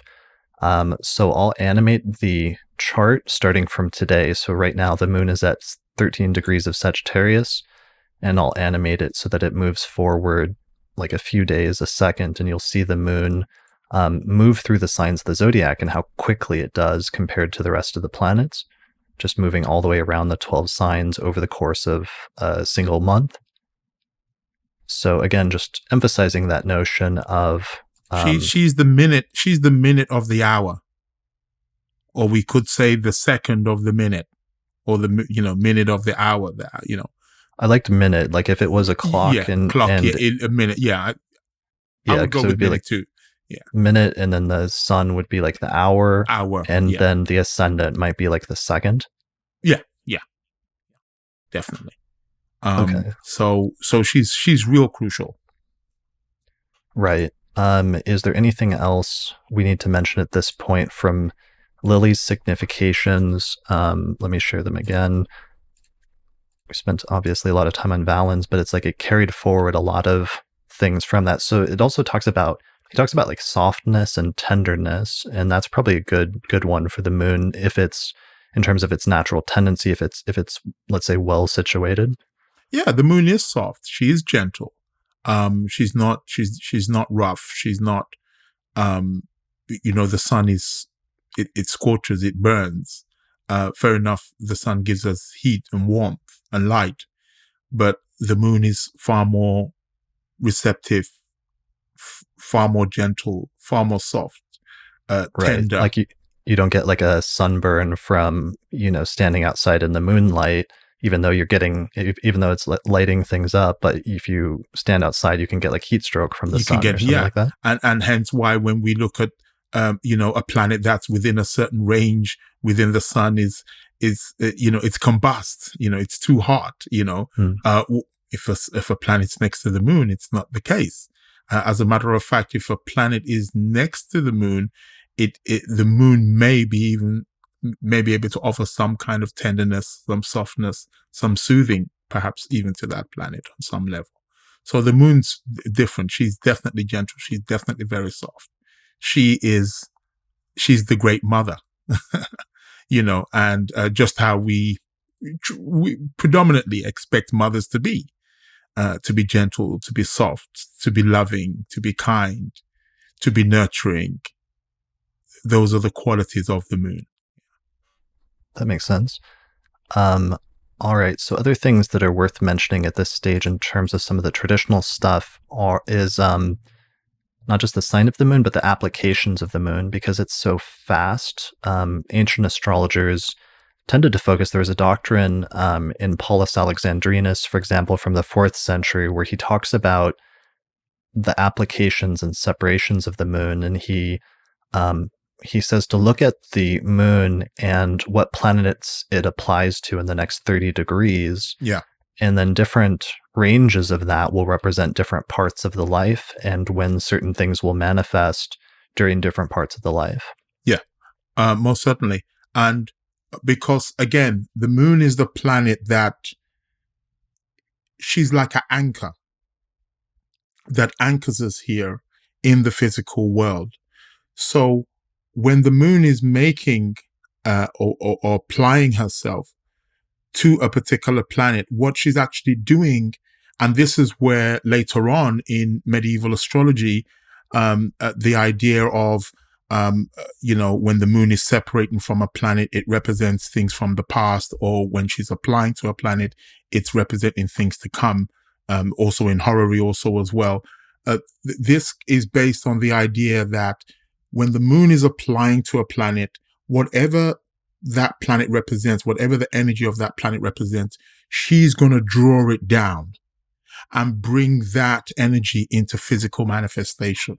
So if the moon is applying herself to Mars, she's going to draw down a Martian energy, and there's going to be a Martian experience that individual is going to encounter. If it's a Jupiter, the same thing as well. And that's what she represents. Any planet that the moon is making contact with, whether it's applying or separating, it's energies that she is drawing down. So what I tend to find when the moon is separating from a planet, those particular experiences, we tend to find those particular experiences, obviously something that's gone in the past, something that happened maybe earlier in the life of the individual. Whereas if she's applying and she's making her way towards a particular planet, it tends to be experiences that I tend to find that the person will encounter maybe middle-aged or later on in life, depending on how far away it is. But it tends to be a bit more continuous. Whereas when she's leaving a planet, that energy tends to be waning a bit. Whereas the planet that she's going towards tends to be something a bit more full on that the individual will tend to experience. But any planet that she's making aspects to, she's grounding it, she's anchoring it, she's bringing it into physical manifestation for us. And hence why that's where the idea of the void moon, void of course, this emptiness where it's going, where it's not making aspects. I know it's a very rare, especially in Hellenistic astrology, it's something that doesn't occur too often because they kind of gave a 30-degree orb, you could say. And they also include outer sign boundaries also as well. So it could go across. So that's where that came from, because it was seen that if the moon was not making no aspects to no planets, then what is it that she's going to be anchoring? What is it that she's going to be bringing down? What is it that it's going to be manifesting? Well, it's not going to be manifesting nothing, because she's not making no contact with nothing. And the importance was placed on also what was the planet that she was separating from, what was the last planet that she made contact to, because that was where she was coming from. And again, that's where we get this translation of light, where she's bringing one energy from one planet based on the planet that she's separating from, and she's taking that light and transferring it to the planet that she's going towards also as well. But if she's void, it's almost like there's no planet anchoring her. So that can also be a bit of a, if we want to say, a bit of an issue, or maybe a bit problematic. If we do find that kind of configuration in someone's natal chart, where there can be certain issues with, again, manifesting something and having some kind of connection. Yeah, that's a really good point. And that also gets extended into horary astrology and electional astrology, where, especially with the moon, but also with other planets, separating aspects are said to indicate the past, and applying aspects are said to indicate what's coming up in the future. Yeah, most definitely. It's really, really important. And with electional astrology, you're trying to find an auspicious time, whether it's a wedding, setting up a business, whatever the case may be. You want the moon. The moon is going to be the key planet that you're looking at to see that, well, where is she coming from and where is she going? And I want you want to elect a time that where the moon is making some kind of contact with a planet that is associated with what it is you're trying to manifest. What is it that you are trying to anchor? What is it you're trying to bring down into this physical manifestation? And that also lends itself into astro magic and, things of that nature. Again, they would elect particular times when the moon was in a certain aspect with a particular planet, because then she was able to ground that planet. Yeah. So that's a good point about the void of course moon. So I did a whole episode discussion about that with Yasmin Boland last month. I saw that, yeah. And we talked about the 3 different definitions and the Hellenistic definition. And I'm going to do another episode later this month, actually with Sue Ward, where we're going to talk about the considerations before judgment, where the void of course moon was one of those. So I showed a diagram already, but I also wanted to mention this delineation from Paulus about what the ranges are, because as I've been looking into the void of course moon origins more, and thinking about that and realizing that that was part of the origins, was just that notion that whatever the moon is applying to in the next 30 degrees is going to indicate different things that will manifest in different parts of the life. And if the moon is not applying to anything in the next 30 degrees, then it almost indicates a lack of anything coming to fruition during that time. And I think that's why the void of course moon in the Hellenistic definition was often interpreted so negatively, just due to the notion of lack of tangible things coming to fruition or coming to completion in terms of either the natal chart or an electional chart or what have you. Yeah, definitely. I once had he still is a client, a client of mine who I see quite regularly, and he has an unaspected moon. It's not making it's when he was born. It's not making no aspect to no planets. It's almost like the planets are on one side of the chart, the moon's in another sector, and it's not making no aspects whatsoever. By opposition square, it's not making none. And it was when I first did his chart reading and consultation, I I wanted to, try and, see what kind of relationship he had with mother. Okay. And it was very interesting because the word he used was a really, he said to me that there's nothing there. I have no feelings for her. Okay. And there was a so particular like a void or an emptiness. Yeah, there was like this emptiness. It's like he couldn't relate. Okay, he knew that was his mother, of course, but then there was no connection whatsoever. He right. just didn't, and it was just really funny. The words that he was using were words that, again, you couldn't, it was words that it was truly a void, of course, moon. That's the void. That's what I would expect to hear. Right. That makes sense. And because one of the terms, the original Greek term for an application was sunaphe, which also means connection. Yes. or joining. Yeah. And we were talking about this on the last forecast episode of the Astrology podcast, and the episode right before this one, towards the end of that episode, and I released a little clip of that on YouTube yesterday. But one of our keywords we were coming up for a void of course moon was a lonely moon, because it has no relationships, which is what with any other planets, and that's what an aspect represents, is a relationship between two planets. Yeah, exactly. So it becomes a loner, it becomes a wanderer. It can become idle. It can't manifest things. It can't get things done. It can't seem to complete things. There may even be a feeling and this is in the natal chart, there could be a feeling of, why am I here? What I can't, anything I put my hands on just doesn't seem to work out for me. There seems to be no, it's almost like there's just a repetition of failure after failure. I can't complete things. I can't build. These are many of the words that, have been, associated with a void of course moon in the natal chart. And in electional astrology, I think people sometimes say from the traditional statement from Lilly was something like it goes hardly forward or something like that. Do you remember what the statement is? Yeah, it can't. It's almost like it can't be completed in some kind of way. It can't be fulfilled. If it's void, of course, nothing can.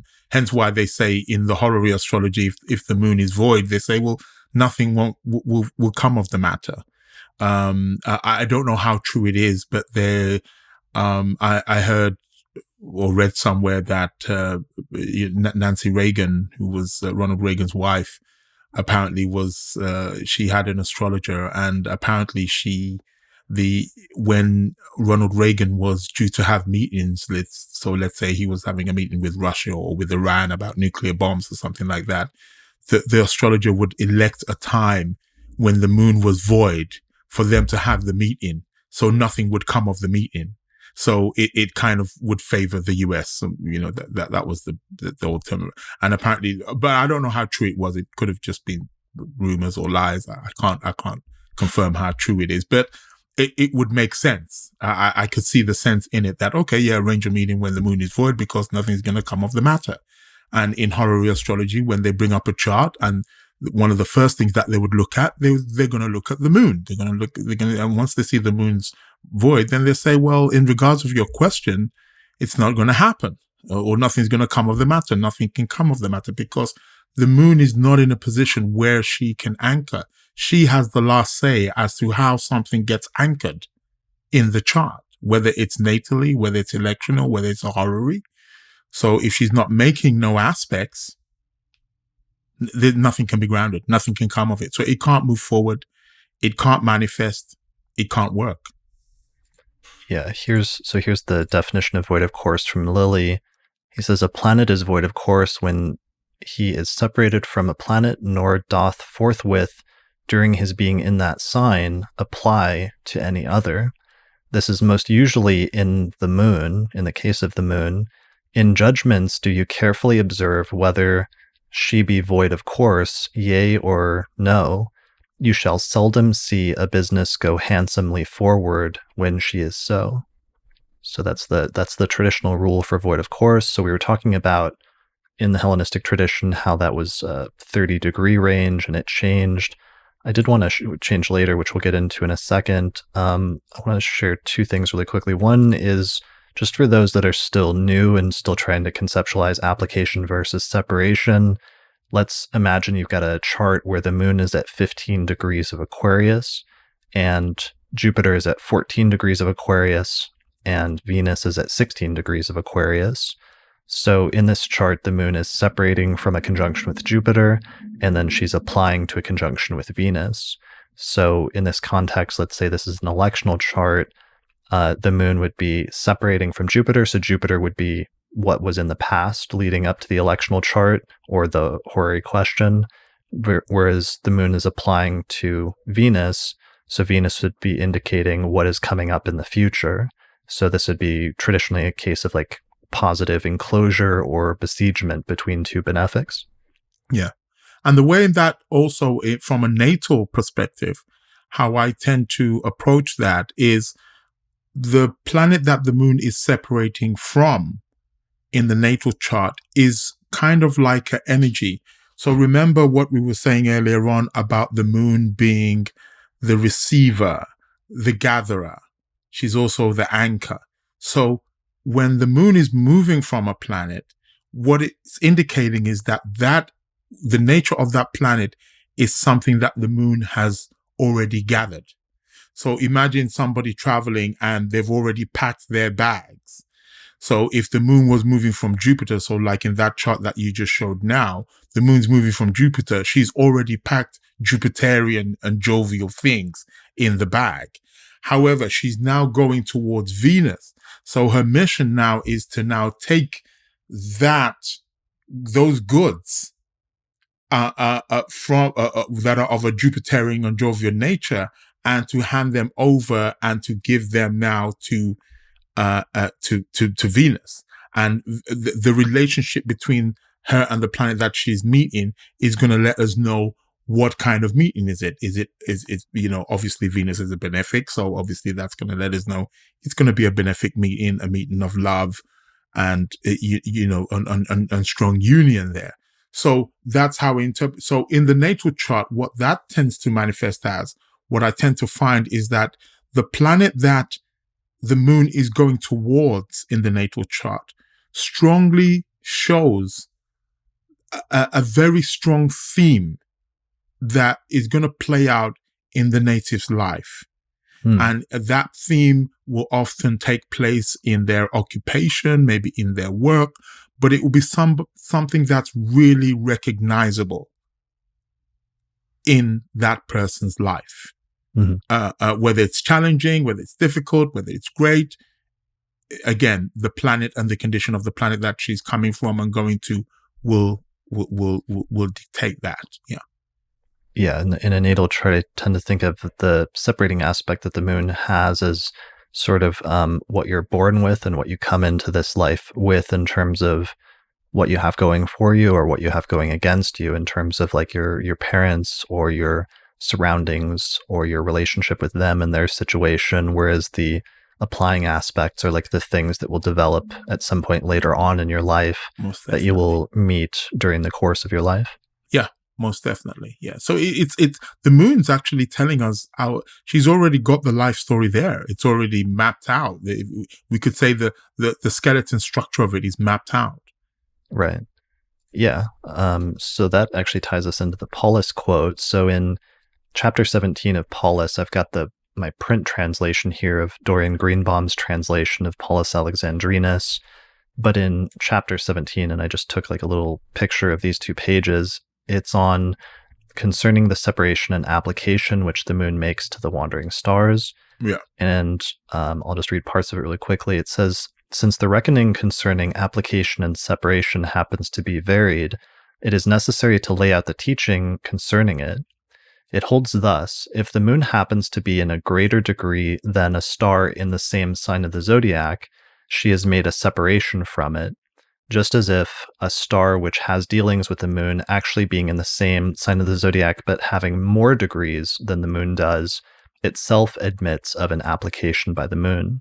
In the same way, if the stars have been found in the zodiacal sign following or leading the moon, actually being within 30 degrees, they hold to the reckoning of separation and application.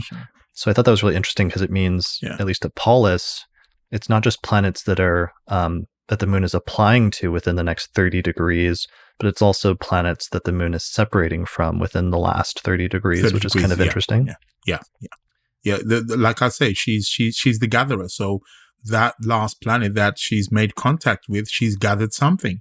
She's gathered, if you want to say, an experience, and she's bringing it along with her. It's in her bag. Right. So then skipping a paragraph when he just gives a couple examples of application and separation, he says, the reckoning concerning separation and application is always most efficacious when acting in an arc from the 1st to 3rd degrees, as far as the form of the outcomes is concerned. So he's saying like the most important range is the first 3 degrees of if the moon is applying to any planets in the next 3 degrees. Right. Then he says the second tier of the aforesaid tabulation of degrees is that having the number from the 1st degree up to an arc of 7 degrees. So the next degree range is up to 7 degrees orb from the moon applying. The next, he says, the third in efficacy from the 1st degree to the 15th. Then he goes on, he says, the 4th tier conducts business according to the reckoning concerning separation and application from the 1st degree up to the 30th. Either separation or application being taken from these later variances possesses efficacy after long amounts of time and not from youth. I mean, making the accomplishment of what will be, whether good or base, from middle age or even in old age. So it's really interesting because then it breaks up the life, that 30 degree range, into different tiers and tells you like what part of the life it manifests in. It's going to manifest in. Which then by extension, it sort of then makes sense why the notion of having a void of course moon is seen as problematic if it's not applying to anything within 30 degrees, because then it's like there's nothing coming up almost within the span of the life that is notable or eventful in some way. Yeah. Definitely. And I know with horary astrology, there tends to be the idea that the void of course is obviously it's the moon not making aspect to a planet before it leaves that sign. So I quite like the idea that the Hellenistic or the traditional astrologers were using there with the whole 30 degrees, because that can go past the sign also as well. It can go actually into the next sign too. Yeah. And there's 2 different definitions that we talked about on the last episode, and one of them is that more modern definition, which is it happens much more frequently, which is that the moon is void of course as soon as it completes the last aspect that will perfect within a given sign. Yeah. And that it's void of course in the rest of the sign until it changes signs. Yeah. Where it will start applying to another planet. So for example, here's an example chart where let's say the moon is at 26 degrees of Scorpio, and the last aspect that it made was a trine to Jupiter at 25 degree of Cancer. Mm-hmm. So the moon, according to the modern definition, then would be said to be void of course as soon as it completes that last aspect with Jupiter for the next, 4 or 5 degrees through the end of Scorpio until it changes signs. So that happens kind of frequently in terms of the moon using that definition goes void of course every 2 or 3 days, basically. Exactly. So that's a common phenomenon, whereas the one laid out by the traditional Hellenistic astrologers would have been a lot less frequent. Yeah, it just happens. As far as I can tell, it this year and like last year, it only happened once in like August, and this year there's only one time. It can happen a little bit more frequently than that, but not that frequently. It's a pretty, just a handful of times in a year, probably. Yeah. And I'm more likely to go with that, especially with the description of what the void of course represents. I don't feel that it's something that happens so frequently like that. So it's really, it's like I spoke about the client of mine who has that, I've never seen another chart like that. Right. It's really like a once in a blue moon, you could say, kind of event. So it's not going to be something that's common. Yeah. And there's another definition, a third definition of void of course, which I tend to actually pay attention to more in practice. And this is the definition of that the moon is not applying to any planets within orb, depending on what orb that you're using. Okay, yeah.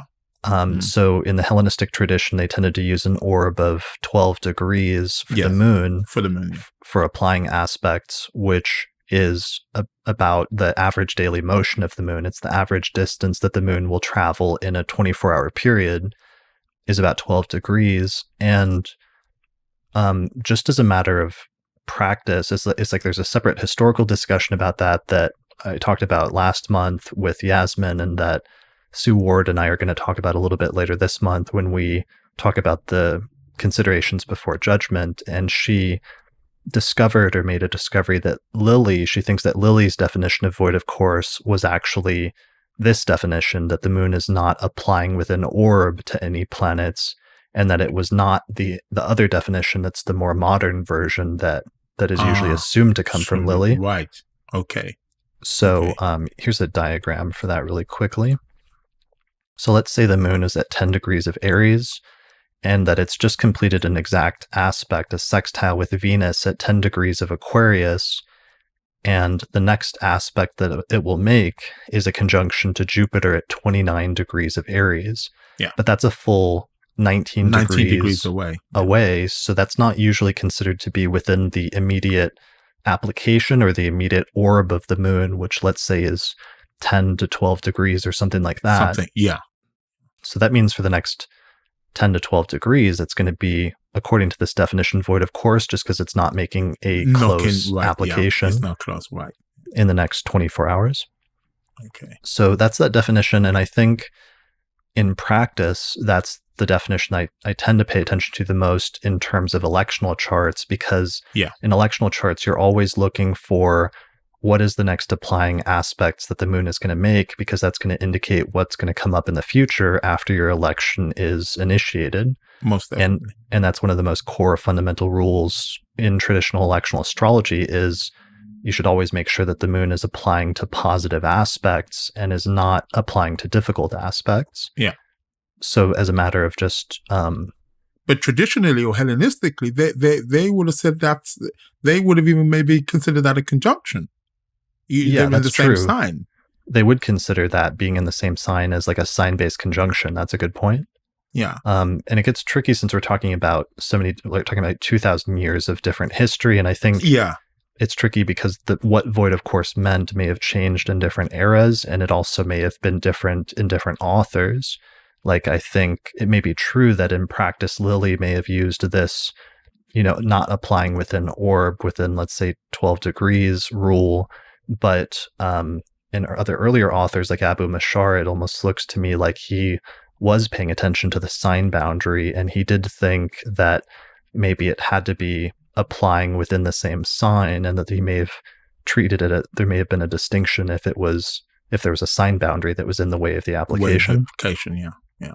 So I'll get into that more with Sue Ward, but I just wanted to point that out as something that just in a practical sense, if you're paying attention to what the next applying aspects are of the moon in the next 12 degrees, you will tend to notice, if you're doing electional astrology on a regular basis, if you've come across a day where the moon is not applying within 12 degrees to anything, it kind of stands out, and there might be some sense of things not coming to a sort of immediate completion on those days. Yeah, and with like that chart that you just used there as an example, what I would say there is that if that was used in some kind of an electional situation, I would say, the moon is going towards Jupiter, but because it's far away, it's probably going to take quite a while for it to really be anchored and manifest. It's not something that is going to manifest, anytime soon. So it could be seen as maybe a bit of a delay or something like that. So I would, personally, I would wait until the moon was much closer to Jupiter, and then use that election. That makes sense. Okay, so that's void of course moon. We wanted to touch on that. Let me take a look at our outline about anything before we jump into, from here, some modern astrological authors and what they said about things. So we touched upon fastest moving celestial body. It's the closest body to Earth. It's 28-day roughly orbital cycle. Yeah. We just touched upon the average daily motion of the moon, which is that it moves about 12 degrees, give or take, in a 24-hour period. We sort of touched base a little bit about lunations and about the concept of lunations. I don't know if there's anything more that we need to say about that. Here's some like illustrations, just some like stock art that I got for, here's a lunar calendar for 2021, just showing how over the course of the month, each month, the moon goes through its different phases over the course of a year. There's also 12 lunations per year. So the sun and the moon will meet up, 12 times to form a new moon over a 1 month or 1 year period. And that's probably contributes to and is part of the reason why there's 12 signs of the zodiac, because there are 12 lunations each year. Exactly. Yeah. So that's important. Let's see, there's the lunation cycle and the notion of waxing versus waning. We might mention really quickly. So when the moon conjoins the sun and then the moon begins separating from the sun, the conjunction itself is when the moon is at a new moon phase, and that's when the moon is at its darkest. Then when it begins separating from the sun, the moon begins increasing in light, and it starts getting brighter and brighter and brighter. And that is said to be the waxing phase of the moon, all the way from the conjunction up to the opposition between the sun and the moon. Mm-hmm. And that takes about 2 weeks to complete, I think, that half of the cycle. Yeah. Then the full moon takes place when the moon is opposite to the sun, and the moon at that point is at peak brightness, so that the full disk of the moon is illuminated and is radiating light at that point when the moon is opposite to the sun. Mm-hmm. Then from the exact full moon forward, the next 180 degrees up until the next conjunction with the sun is the waning phase, when the moon starts decreasing in light. Yeah. And the moon starts getting, goes from its brightest and starts getting darker and darker and darker until eventually it conjoins the sun again at the next new moon. Yeah. And there has been from tradition, where there's been an association with the cycles, the lunar cycles, also in connection with perhaps our personality, when certain things are going to manifest in our life. So depending if we are born during a first quarter moon or a full moon phase, or a waning moon, or last quarter phase, has also been associated symbolically with perhaps maybe certain things happening also in our life as well. Dane Rudra as well, he wrote a book, The Lunation Cycle, which was a really good book, that he goes into certain kinds of personalities, how when we are born at particular cycles of the moon, whether it was waxing or full moon, and how that it tended to be seen in certain personality types, certain occupations that certain people had. So, for example, people maybe who were born on the full moon, it was seen as people who were, kind of like leaders, or people who were quite famous, or very, had very prominent roles perhaps in society. Whereas maybe people who were born just like new moon phase, or that early stage, tended to have more of a kind of eager, very innocent kind of going out into the world, wanting to learn new things, while people who were born at the first quarter tended to have a kind of life where they were always fighting against something or struggling against something, but they made profound breakthroughs. So the different cycles of the moon also tend to correspond with certain personality traits, and in many cases even certain occupations that we may also take on board in our lives as well. So the lunation cycle, it's quite fascinating, to look at. It's something that I'm always looking at with clients, with people's charts. Are they born sort of like new moon phase? Is it first quarter? Is it waxing gibbous? Is it full moon? Is it waning gibbous? Is it last quarter? Balsamic moon. What is the phase that we are born in? Because there's something about the quality of the phase of where the moon was at that corresponds to us also as well. And let's not forget that same distance, the lunar phase, is essentially the template that we're using to mark the part of fortune in the chart, because it's the distance between where the sun and moon are. We're taking that distance and projecting it from the ascendant. So there's something about that lunar phase in which we were born. It's very, very important and very key to who we are. Yeah, and the lunation cycle and what lunar phase you were born under, and the idea of that imprinting some part of your personality. I know Dane Rudyard wrote a whole book on that, and then Demetra George has also done a lot of work on, and she has this great article on her website. You can just Google the lunation cycle, Demetra George, and she talks about, depending on what part of the lunation cycle you were born in, some of the personality traits associated with that, and has a nice diagram from one of her books where she talks about each of those different parts of the lunation cycle and what the quality of those moments in time is. Yeah, definitely. So that's a whole topic in and of itself. I'll have to do an episode on it at some point.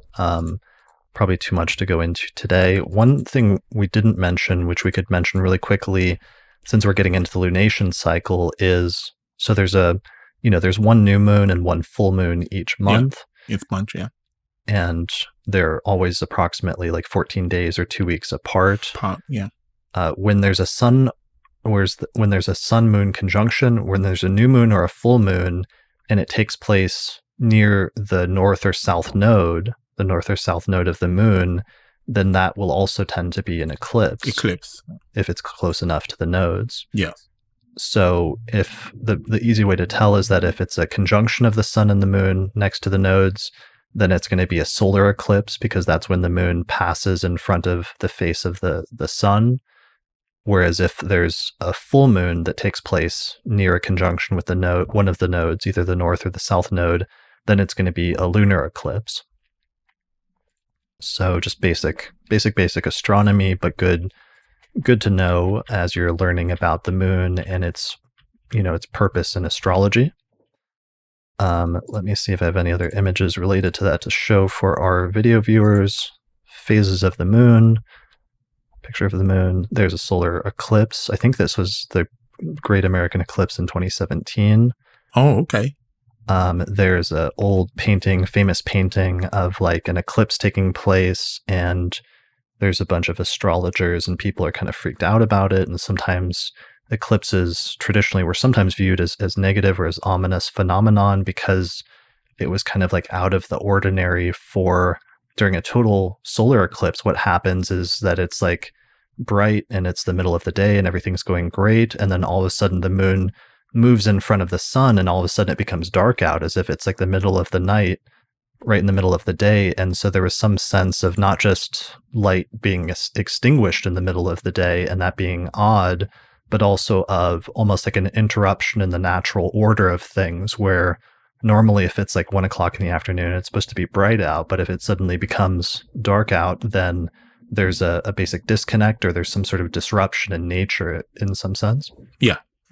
And hence why eclipses are always seen as, very powerful, sensitive, somewhat auspicious, depending on the kind of eclipse, times. And we know that the eclipses, again, new moons, full moons, they're telling us about beginnings and endings. They're telling about the planting of, something being planted, the seeding of something, and something coming to fruition, something manifesting. Something being, that full moon is when the moon is in her full glory. She's, it's the peak of something reaching its heights. And again, getting ready for that. It's kind of like that wheel of fortune image which you showed earlier on. So the new beginnings and the peaks and the birth and the death, or the recycling. So the moon is telling us the story of life and death and of nature itself, and how we're interacting with that throughout the month, throughout the year. Yeah, and also I like that. That's a really good point in life and death, and also growth and decay. Yes. And the notion of, generation and corruption as basic fundamental biological and material properties that are built into the universe and built into the physical incarnation that we find ourselves in, that being a part of the cycle, and that really being closely symbolized by the moon through its frequent monthly, increasing in light all the way from new moon all the way to full moon, and then decreasing in light from full moon to new moon. Yeah, definitely. Okay, so why don't we jump forward then? So we've covered 2 traditional sources, and there's a bunch of other ones we could have gone through. I decided to skip over a bunch and just do Valens from the 2nd century and then William Lilly from the 17th century. Mm-hmm. So next I wanted to jump forward to the 20th century, first with Reinhold Ebertin and his book, The Combination of Stellar Influences, which was published in 1940. So this is the sort of foundational text of a school of astrology known as cosmobiology. Yeah. It's kind of taken over some things from early modern astrology and traditional astrology, but also from Uranian astrology, or the Hamburg School of Astrology, also, which is a school of astrology in Germany in the early 20th century. So this was originally written in German. He was a German astrologer and translated into English by the American Federation of Astrologers. Yes. So he breaks it into different categories for each of the planets, and he says, at least according to Ebertin, he says the principle of the moon is the soul and the female principle. Mm-hmm. So that's a little bit of a difference, where he is associating the soul or the spirit with the moon, versus like ancient astrology tended to associate it more with the sun. So we'll note some differences, but also some similarities. Yeah. So here he has a section titled Psychological Correspondence, where he says positive points: motherliness, domesticity, prudence, mobility, changeableness, adaptation, sense of form, memory. Negative: repressed motherliness, love of comfort, impressionability, a carefree attitude or an easygoing nature, and moodiness. Biological correspondence: fertility, the bodily fluids, blood serum, the lymph. And then sociological correspondence: the mother, the spouse, the wife, the family, the nation, hereditary qualities or traits as a whole. Yeah. Yeah. So that's Definitely. Ebertin. What do you think of that? Yeah. I'm just going to the soul. And I know sometimes the spirit and soul are often used interchangeably by various schools of thought. From my understanding, the soul is supposed to be kind of it's and this is one of the reasons why they use the moon. They draw the moon as the crescent moon. As a matter of fact, I read somewhere that the symbol for the moon actually used to be half of a circle. Okay. And then later, they started using the kind of crescent moon as we see it today. It was half of the circle, and that was meant to symbolize the beginning. If you want to say everything was all one. And then the separation of the sun and moon, so to speak, or in biblical terms, it would be perhaps Adam and Eve. There's the story that Eve was taken from the rib of Adam, which is from the side, and that's what the moon is. So the moon essentially is a extraction of the sun, one could say, and that becomes the soul. So supposedly the spirit is meant to be, it's solar, it's high up, whereas the moon, which is the soul, is the one that is drawing that energy down into the physical world. So the soul is something that's very physiological, so to speak. It's the humanistic part of, again, a sense of who we are. And I think also as well, I also drew the correlation. You're based in the US. We know America has a chart, and America is Cancer, sun. Which is ruled by the moon. And one thing that's always kind of fascinated me with America is that I always see it as a very Cancerian nation. But one of the things that's also struck me is you have this fool. I know you have this thing. I know it's predominantly amongst maybe Afro-Caribbean or Black people in America, but there has a thing called soul food. Right. And again, I think it's quite interesting that they attribute, food to the soul. There's something about nourishing the soul, or that fed my soul. So I think that moon, I can see how soul would be attributed or connected with the moon, whereas spirit is much more of a solar thing. I associate that with sun, solar. That's more spirit. It's fire. It's something a bit more fiery. Even when we go into perhaps maybe like evangelical churches or something, they talk about the Holy Spirit and the fire, and you can see that it's quite solar orientated. Whereas moon is soul. It's something a bit more, personal, something inside, and a bit more physiological as well. I like that. I can get on board with that. That makes sense to me. Here's the birth chart of the US.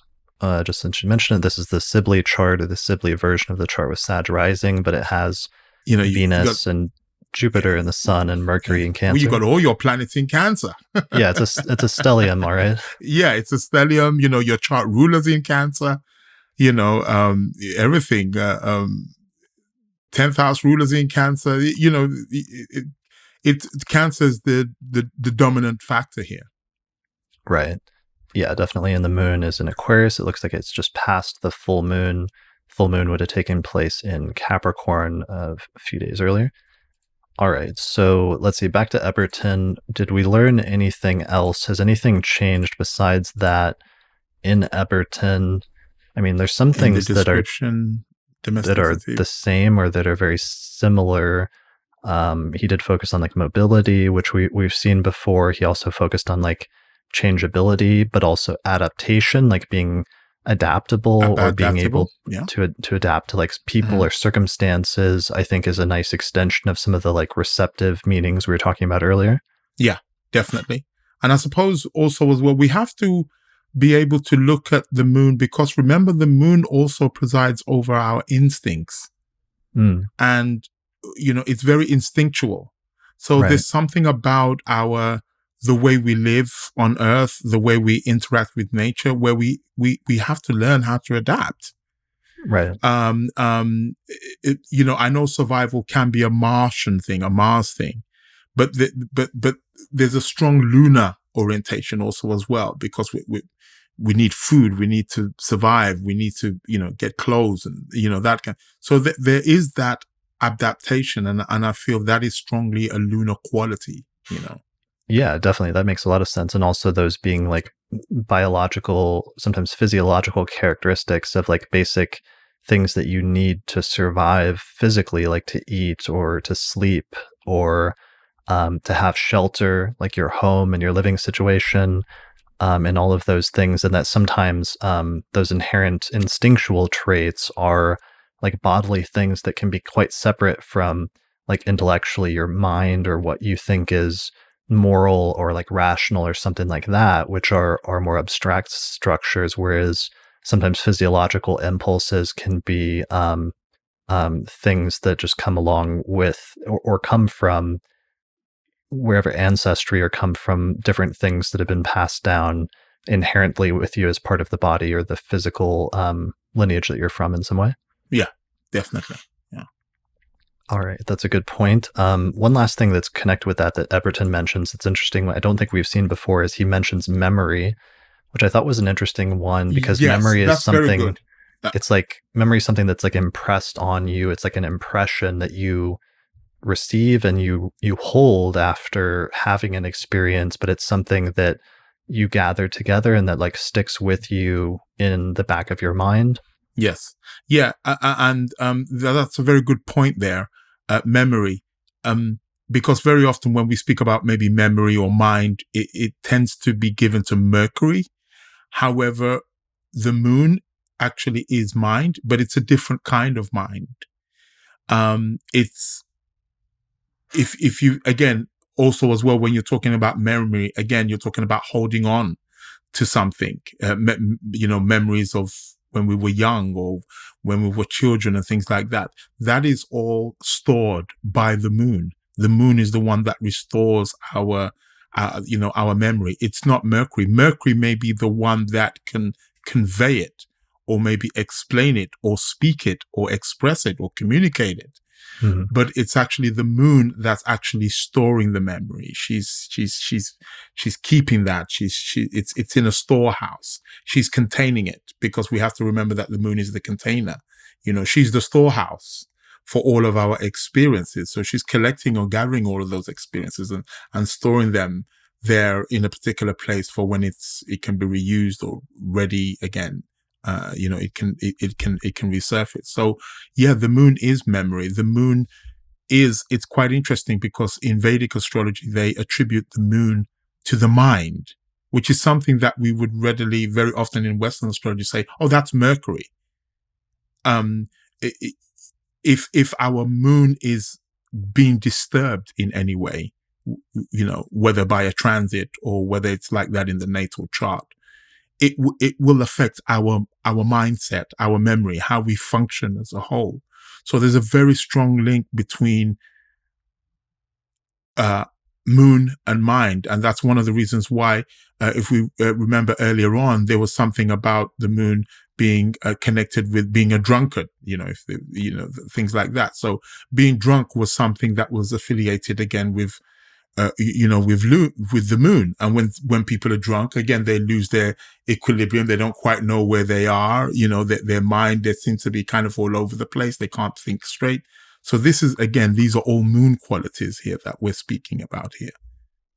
Yeah. Well, and it's funny because then also it goes back to the, that old term that's somewhat outdated, but the word lunatic, which is derived from the word for the moon, which is luna, I think in Latin, but I just looked up a definition on Merriam-Webster, or maybe it's on Google. It says dated, a meaning is affected with a severely disordered state of mind, insane, designed for the care of mentally ill people in a lunatic asylum. So I just thought it was interesting. You were talking about the notion of the moon being connected with mind in Vedic astrology, where that comes through very strongly. But even in the Western tradition, we have some of those associations of the moon, if it's untethered and it's not doing well, fluctuating too fast, and sometimes a person's mind being wandering too much or what have you. Exactly. Yeah.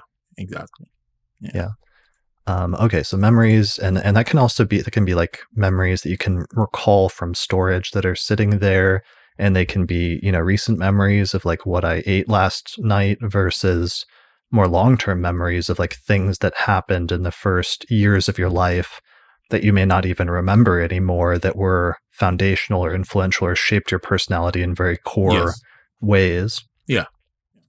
So that's relevant. And then also, it might also link back to other notions of like ancestral memories or family memories or other experiences that are part of your almost like genetic makeup in a sense, but that you might not have any immediate awareness of or memory of. Yeah, exactly. Yeah. Most definitely. The moon is definitely connected with ancestry. It's connected with history. It's connected with the past. That's why even with the nodes, with the whole north node and south node thing, very often the south node is very often I've seen it being associated with the moon, hence why they say, oh, well, the south node is your past or your past life or what you came in with. Whereas the sun is very often attributed with the north node of what you're going for, what you're trying to achieve and things of that nature. So the moon it's to do with our past. It's to do with our roots.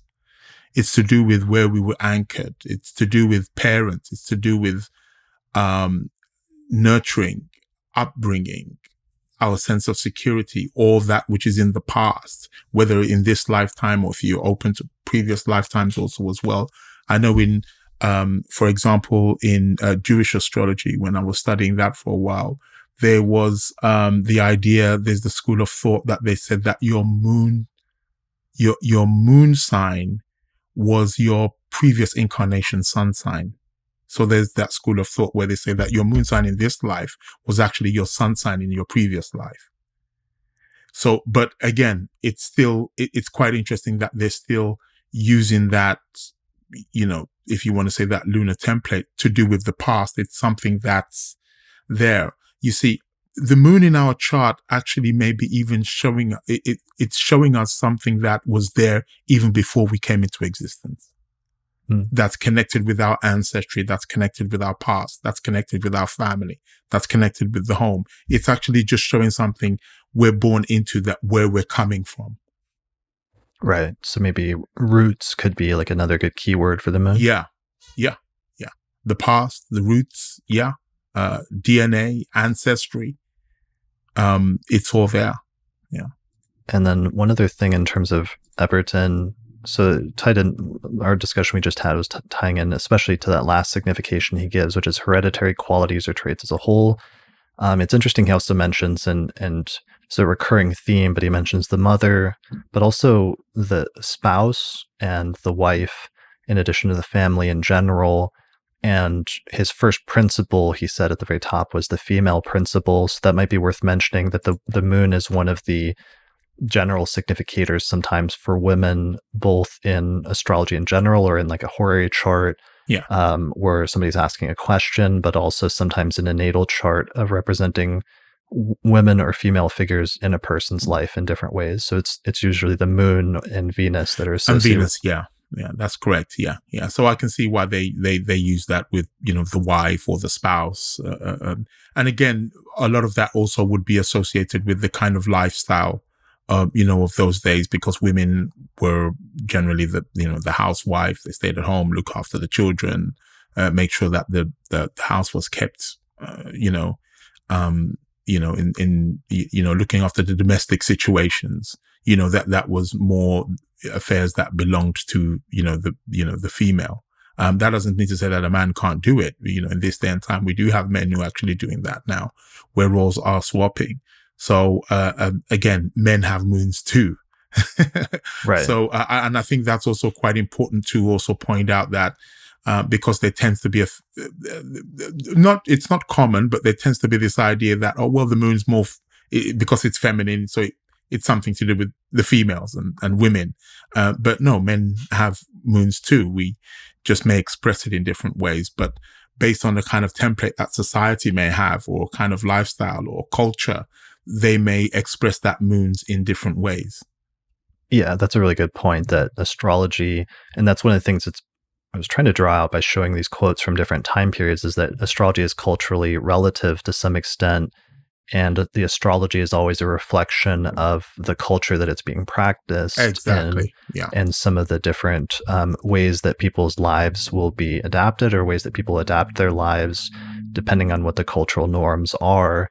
And that's something important to keep in mind. And it's a discussion that astrologers have when it comes to things today, when it comes to things in astrology, like gender distinctions, is, to what extent some of these distinctions are still appropriate versus to what extent do we need to rethink or renegotiate some of these distinctions based on where society is at or where it's going in the present. Yeah. And that's like an open, ongoing discussion. Yeah, definitely. Yeah. All right. So that was a really good point, because it goes back to, I'm just looking at Valens' significations again, where he does say housekeeping, the queen, the mistress of the house, other things like that. All right. So back to Ebertin. That might be it for Ebertin. So why don't we jump to the next author that I wanted to check out, so we can cover all of them. We'll jump forward 40 years to Rob Hand. The great Rob Hand, in his book Horoscope Symbols from 1981.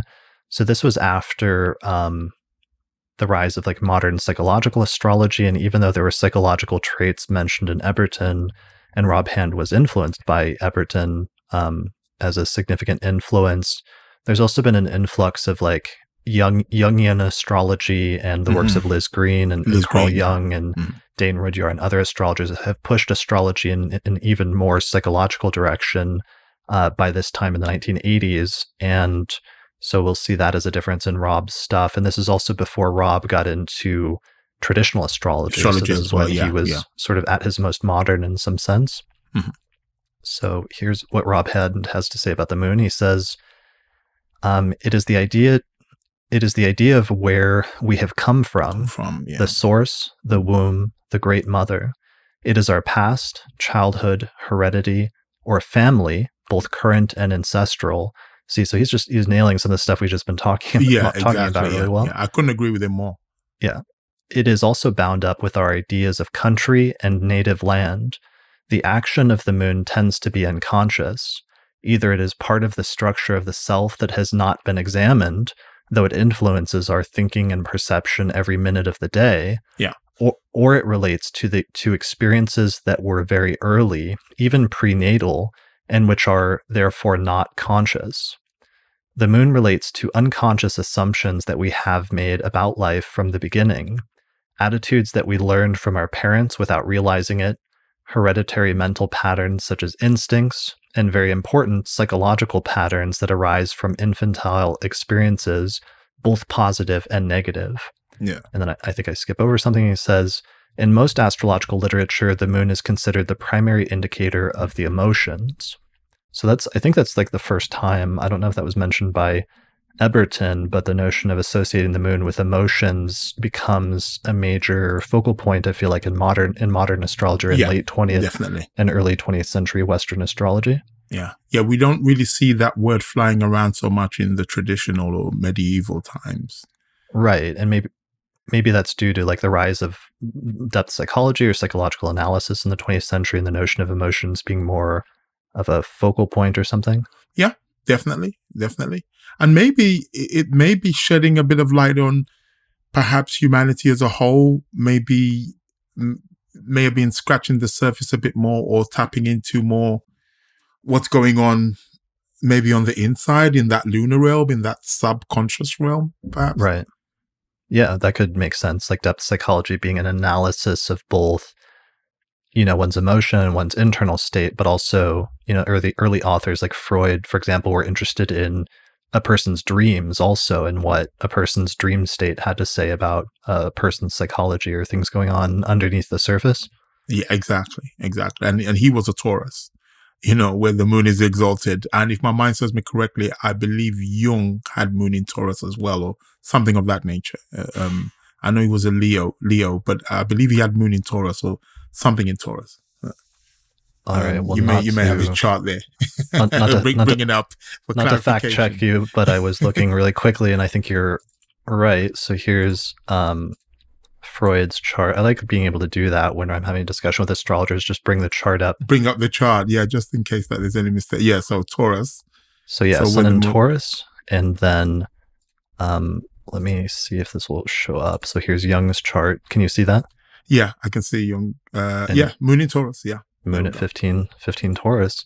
That's really actually interesting, and it probably bears study all in of itself that Freud had his sun at 16 degrees of Taurus and Jung had his moon at 15 degrees of Taurus. Exactly, yeah. So they had like that classic sun-moon synastry, and maybe that's worth mentioning really quickly in passing. Just that's supposed to be one of the traditional things indicating an important connection between two people in relationship astrology if you share the same sun or moon sign as somebody else, that there can be something about the way that you reflect parts of personality back to the other person that is complementary in some way.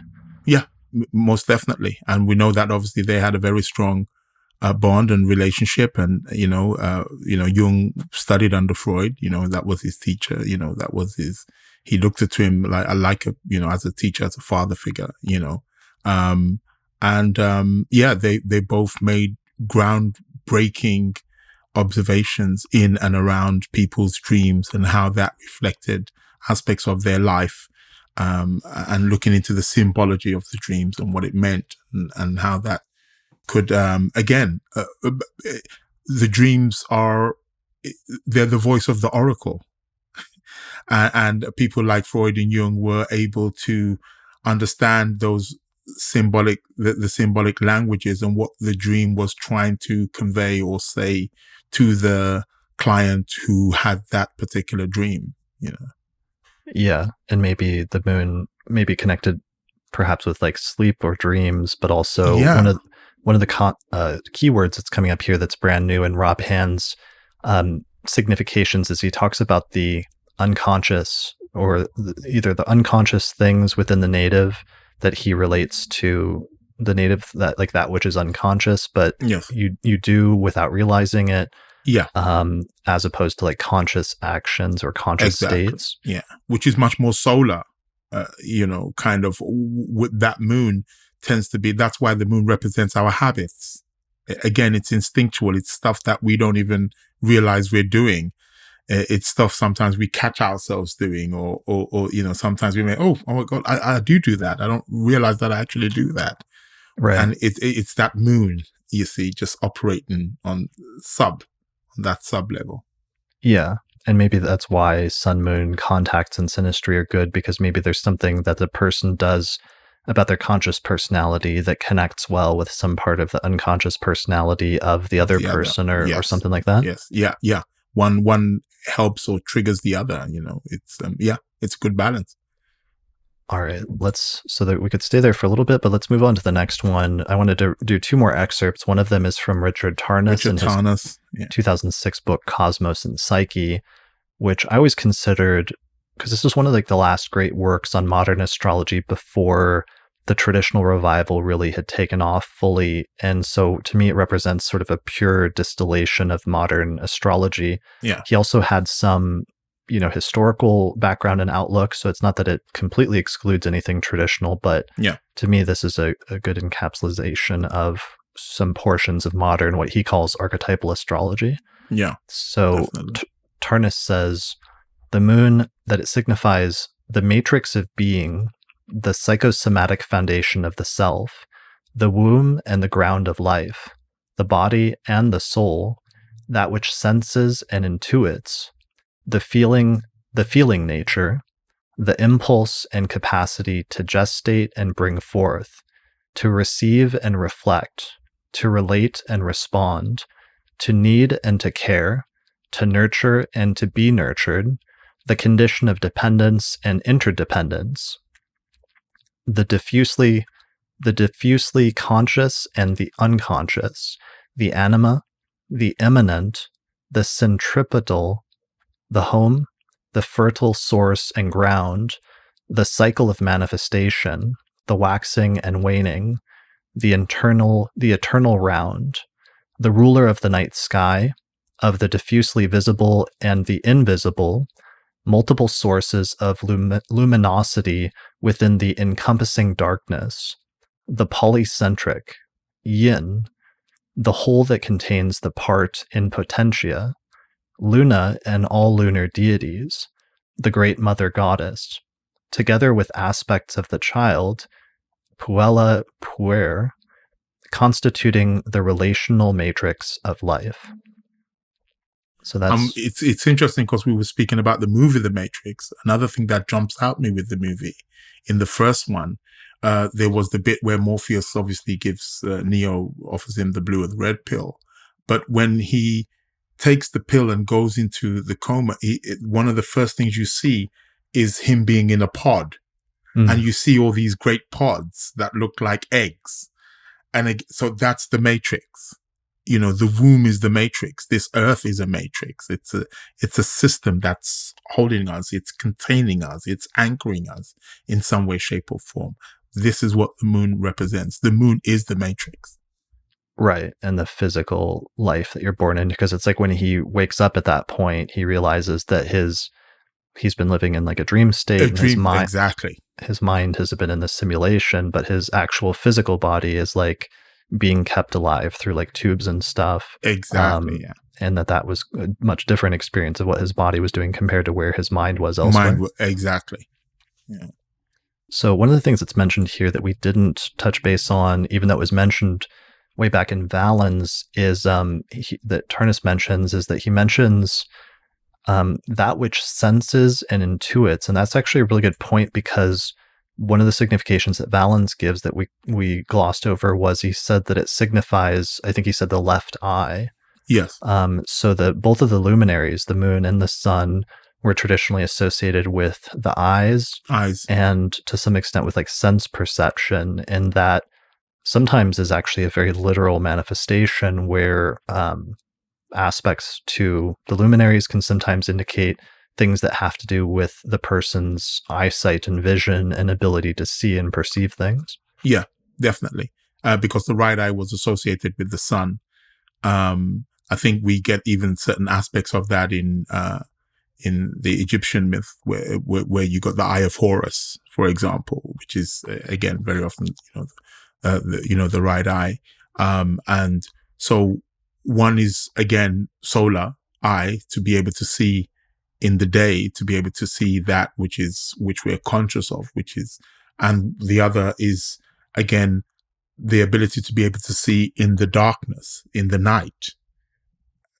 So that is the lunar, and it's quite interesting also as well, because when we look at the moon, just going back to the houses, we know she has a house of joy in the third, but that when the sun is there, it's roundabout there, or there roundabout is where it's known as the most darkest point in the night.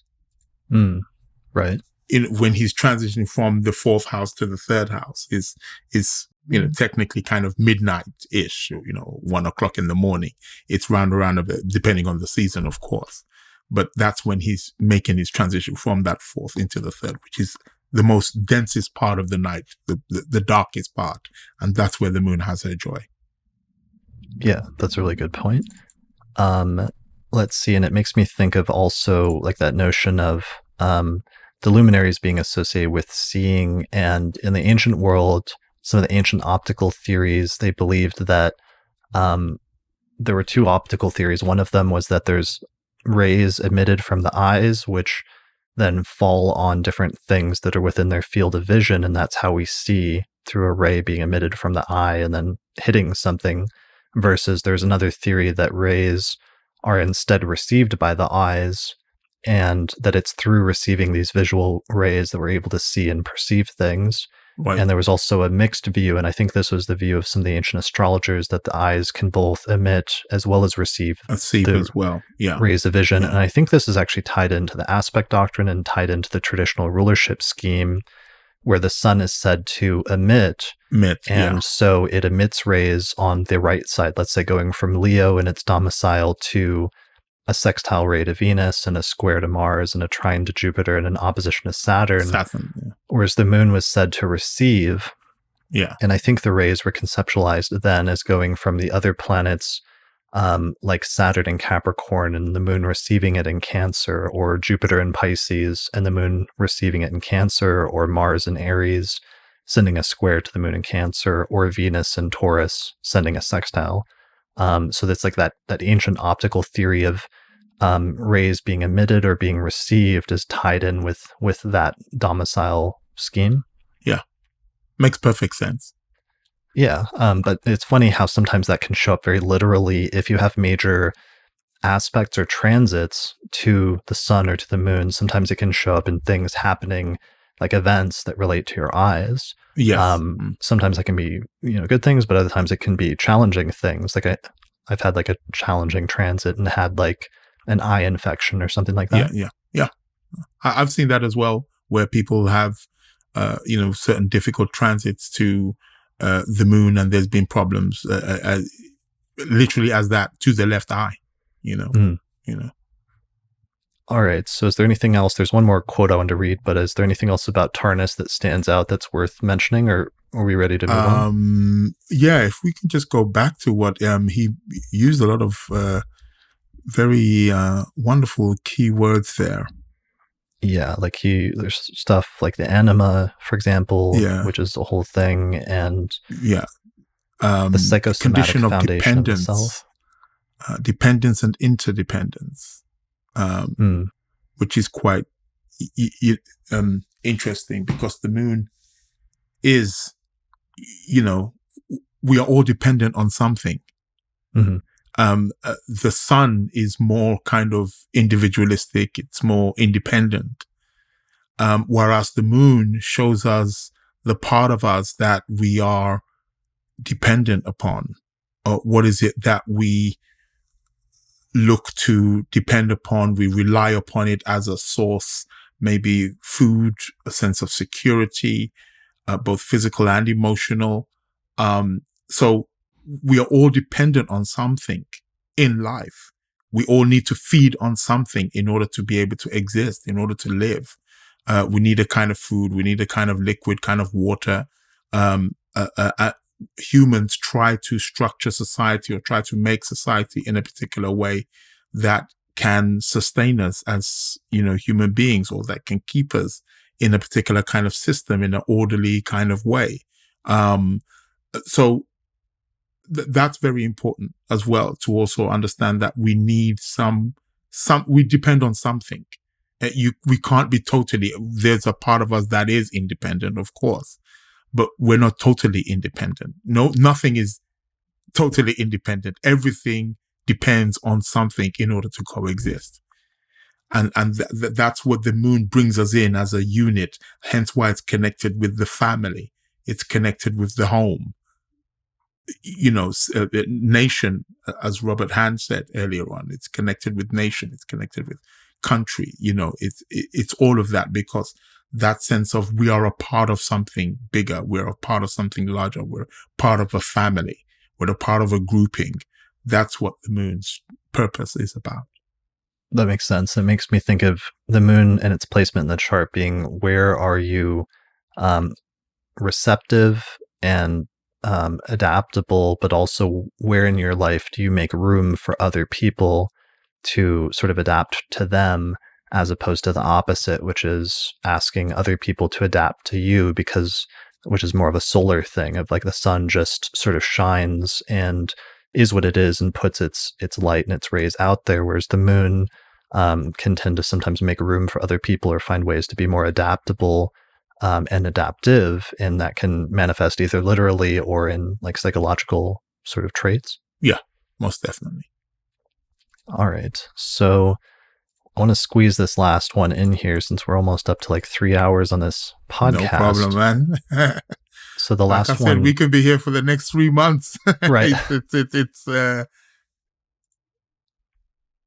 well, only, we're one planet down. There's only like 9 planets to go. So there's still work to do. That's the work to do. Yeah. So let's take a look at the last quote that I wanted to read is from Demetra George and her 2009 book, Astrology and the Authentic Self. And I wanted to use this one as the last one because Demetra, started out as a modern astrologer and was very similar to Rob Hand or to Richard Tarnas. Yeah. But then she got into ancient astrology and studied, Hellenistic and medieval and Renaissance astrology. And this book that she wrote in 2009, Astrology and the Authentic Self, was one of the first real attempts, I felt like, at least for her, to synthesize those two traditions, the ancient and the modern traditions, and to try to bring them together. So I think the entire book, but some of her delineations represent a bridge between those two worlds. Yeah. So here's what she says for the moon. She says, "The moon is a general symbol of the body in counterpoint to the sun, which is a general symbol of the mind. In and of itself, the moon signifies the ways in which the impressions of our early childhood conditioning have imprinted the patterning of our bodies, our instincts, and our emotional responses to life, all precognitive faculties. When we respond to situations based on our instincts and feelings, when we act without thinking, quote unquote, these behaviors often can be traced back to what we experienced in early life when we were under our mother's influence. As such, the moon colors what makes us feel nurtured and secure, how we express nurturing towards others, and how we cope with emotional stress in our lives. Like the ocean tides that are regulated by the lunar phases, the tides in our bodies, as the ebb and flow of our moods, are under the domain of the moon. While the moon continues to symbolize all these other qualities, when evaluating its role in terms of the life purpose, we must see it as pointing to how an individual brings the conceptual vision of the life intention, as depicted by the sun, into the physical world by grounding it in the daily actions of everyday life. Yeah. Yeah. And Love that. Great. Yes. It really ties together a lot of those pieces from, the ancient and modern traditions into sort of cohesive whole. Yeah. So I'm trying to think, if there's anything we should take from that. I mean, I like the notion of the daily actions of everyday life. And again, that notion of the moon being the fastest planet that we might associate with, the days, as opposed to the sun, and associating that with like the month or more long-term or slow things. Yeah. So our day-to-day life in some sense. Yeah. And hence why also we, for people who are into astro weather, for example, who can look at the daily charts and be able to see how it is going to be weather-wise, pay very close attention to the moon, because the moon, again, we know travels at least 12 degrees in the, 24-hour day. So depending on what aspects she's going to be making, the kind of aspects to the different planets will give us a very good indication of how the weather for that day perhaps is going to be influenced. Perhaps if we're gonna, if she's aspecting Mercury, we may expect a bit of wind or something like that. Or if she's aspecting Venus, it may be a bit, very harmonious. If she's aspecting the Sun, it may be a bit more warm, or Jupiter. If she's aspecting Saturn, it may be a bit more cold or a bit more harsh. So, because the moon is able to do that, she's traveling so fast within a particular day, she will be making different aspects to different planets at any given time. Yeah, that's a really great point. And you can see that, I mean, on days when that's one of the things I use like the animate feature for in Solar Fire, and I'll have like a clock up, on a separate screen just throughout the course of a day, seeing what the moon's doing or what the different rising signs were, or I'll have it on my phone on Solar Fire, on Astro Gold, where you can just pull up what the current chart is of the moment. And when the moon, is applying to an exact opposition with, let's say, Mars in a day chart, that's a much different energy than the moon applying to like a conjunction with Venus in a night chart or something like that. Of course, most definitely. And you can kind of sense that in some, not intrinsic way, but on some core level, you can sort of see that and feel how that is on a day-to-day basis, and how different days are experienced differently depending on what the moon is doing. Yes. And how rapidly that can change during the course of either a 24-hour period or over the course of like a week or a month. Yeah. Most certainly. Yeah. All right. So that was all I had in terms of quotes from different astrologers that I wanted to go through. We've actually touched base on just about everything in terms of that we wanted to go through in the outline. There's a few points that we, could have gotten into, like there's the secondary progressed moon. Yes. That's a whole thing we don't necessarily have to get into. Yeah. I think I might do an episode with Kelly on that at some point, Kelly Surtees, once she finishes her book on secondary progressions. Yeah. Sometime later this year. You've got an episode on secondary progressions. I remember watching it a few years back, I believe. And I did that with Kelly Surtees, and we may have touched on this secondary progressed moon in that. So people can just Google secondary progressions. Yeah. Which I find to be one of the best predictive with progressions. The progressed moon for me is perhaps one of the best predictive techniques or tools that one can actually use. The progressed moon works like a charm, right, to the degree you can see events manifesting and happening. Yeah, definitely. The secondary progressed moon is because that's with secondary progressions, you just you look at the ephemeris basically, and you just treat every day after the person was born as a year of life. Yeah. And so, you count how many years old you are right now. So for example, I'm 36 years old, so I would count 36 days after I was born and look at the chart for that day, and that chart will somehow reflect some of the experiences I'm having right now in this 36th year of life, and especially the position of the moon and the aspects that it was making on that day are super descriptive about what you'll experience in that year. Yeah. And that's another key point there from that perspective, to understand that when we were born, within a month after our birth, the moon had transited every single planet in our chart, touched all of our planets in our chart by every aspect possible. Mm-hmm. And if we're using that template as the progression, we could say that the moon has kind of set the tone within that first month after we were born, has set like the tone, has made the structure based on each planet that she's touched and how that's going to play out in our lives further down the line. So 10 days after we were born will equate to perhaps 10 years after we were born. 20 days after we were born will be 20 years after we were born, 30, and so on and so forth. The moon she's already set that up for us. She's already grounded. She's touched those planets. So she's anchored them, and she's anchored them there. So when we come to that point at a certain age, whether it's age 10, 20, 30, 40, 50, we will experience that.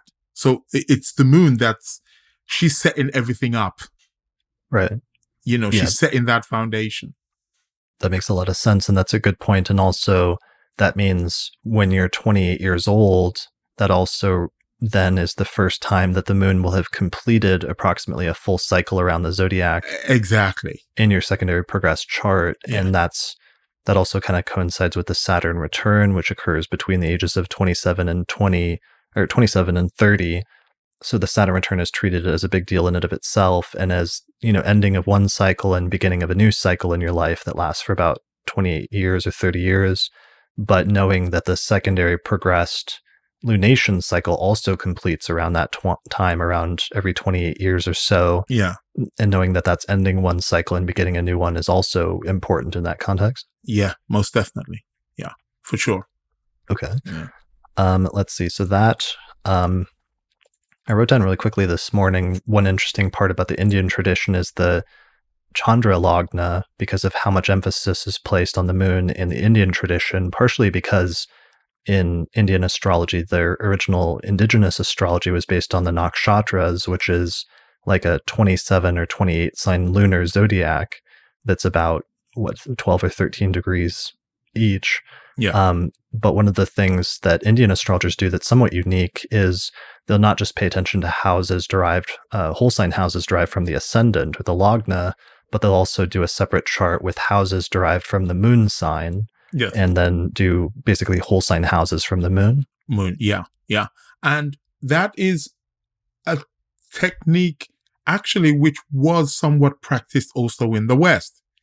And where I saw that was when I was learning with Robert Hand the 7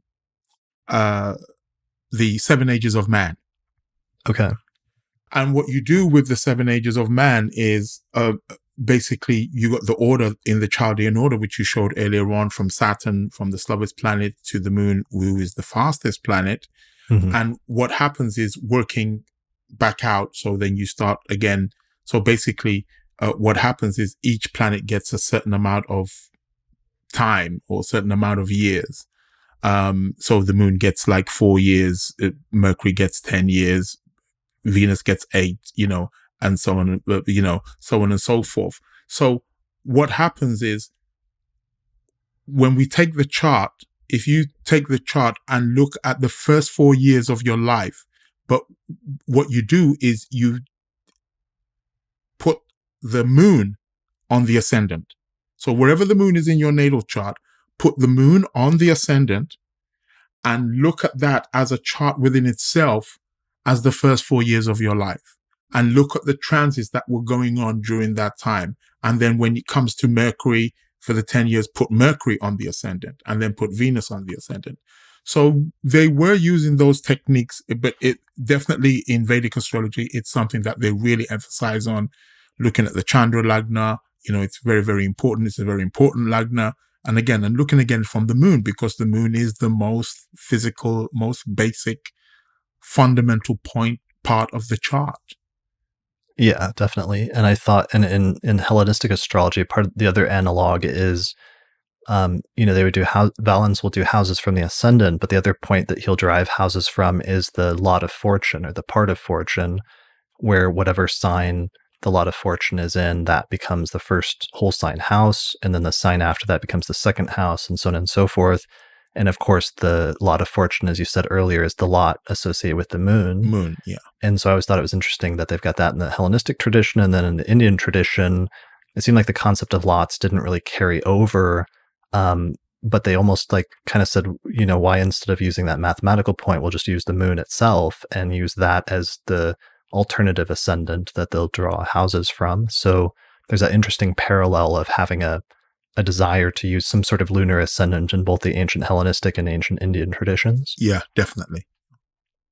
All right. So that is something. Let me take a look at our outline. We've covered so much ground. I'm kind of astonished. I didn't think we'd pull it off. You'd always told me, you've been telling me for months, like this, we're gonna have plenty to talk about. This is gonna be a great episode. The moon, it keeps going on and on. I mean, I'll be honest with you. Sometimes I see clients, especially when I see that they've got the nocturnal charts, and I'm speaking about the moon, and it's meant to be an hour consultation. Like first 30 minutes, 45 minutes is gone. I'm still on the moon. Right. I haven't moved. And that actually reminds me of something I was about to say, but would have forgotten. But that I do derived houses from the lot of fortune, but I would advocate. We talked about sect and the notion that, if you're born during the day, the sun might be more important for you. And if you're born at night, the moon might be more important. Yes. And when I do horoscopes, when I do like a monthly horoscopes or yearly ones, usually I say, look at these from the perspective of your rising sign. But I do think you can also look at it from the perspective of especially your sun sign if you're born during the day, or your moon sign if you're born at night. Yeah. And that can be a perfectly valid way to approach things, and a useful way to approach things. And especially if you don't know, let's say you don't know what time you're born, so you don't know I your was just ascendant. about to say that. I was about to say that it's something that I've used for many of my clients who have no idea when they were born. Mm-hmm. Put the moon on the ascendant, put the sun on the ascendant. Putting the sun on the ascendant is a common one, but using the moon. And I think if you didn't know what time you were born, but you did know you were born at night, then I definitely emphasize the moon and do whole sign houses from the moon, and you'll be in decent shape. Yeah. Oh, most definitely. Definitely. Yeah. All right. Is there anything that we meant to mention or should have mentioned that we did not mention in the context of this episode? We didn't really go into too much in sign placement or house placement. We did talk about aspects. Yeah. But we may have to do a part 2. Yeah, that might require a follow-up, since we're we need to do a follow-up, definitely. Okay. Yeah, for sure. We need to do a follow-up because the moon is just so in-depth. Again, looking at house placements, looking at sign placements, looking at aspects as well, where the aspects are coming from. I think, just kind of like going into the overall condition of the moon, of how the moon is situated in the chart, how it can manifest, how it will and how it can manifest as certain experiences in one's life, depending on, again, applications or separations, again, from particular planets, how one's life story is inbuilt in, the placement, of the moon. And for me, I know I'm going to be slightly biased because I am Cancer rising and I've got that, moon in Taurus. But for me, the moon,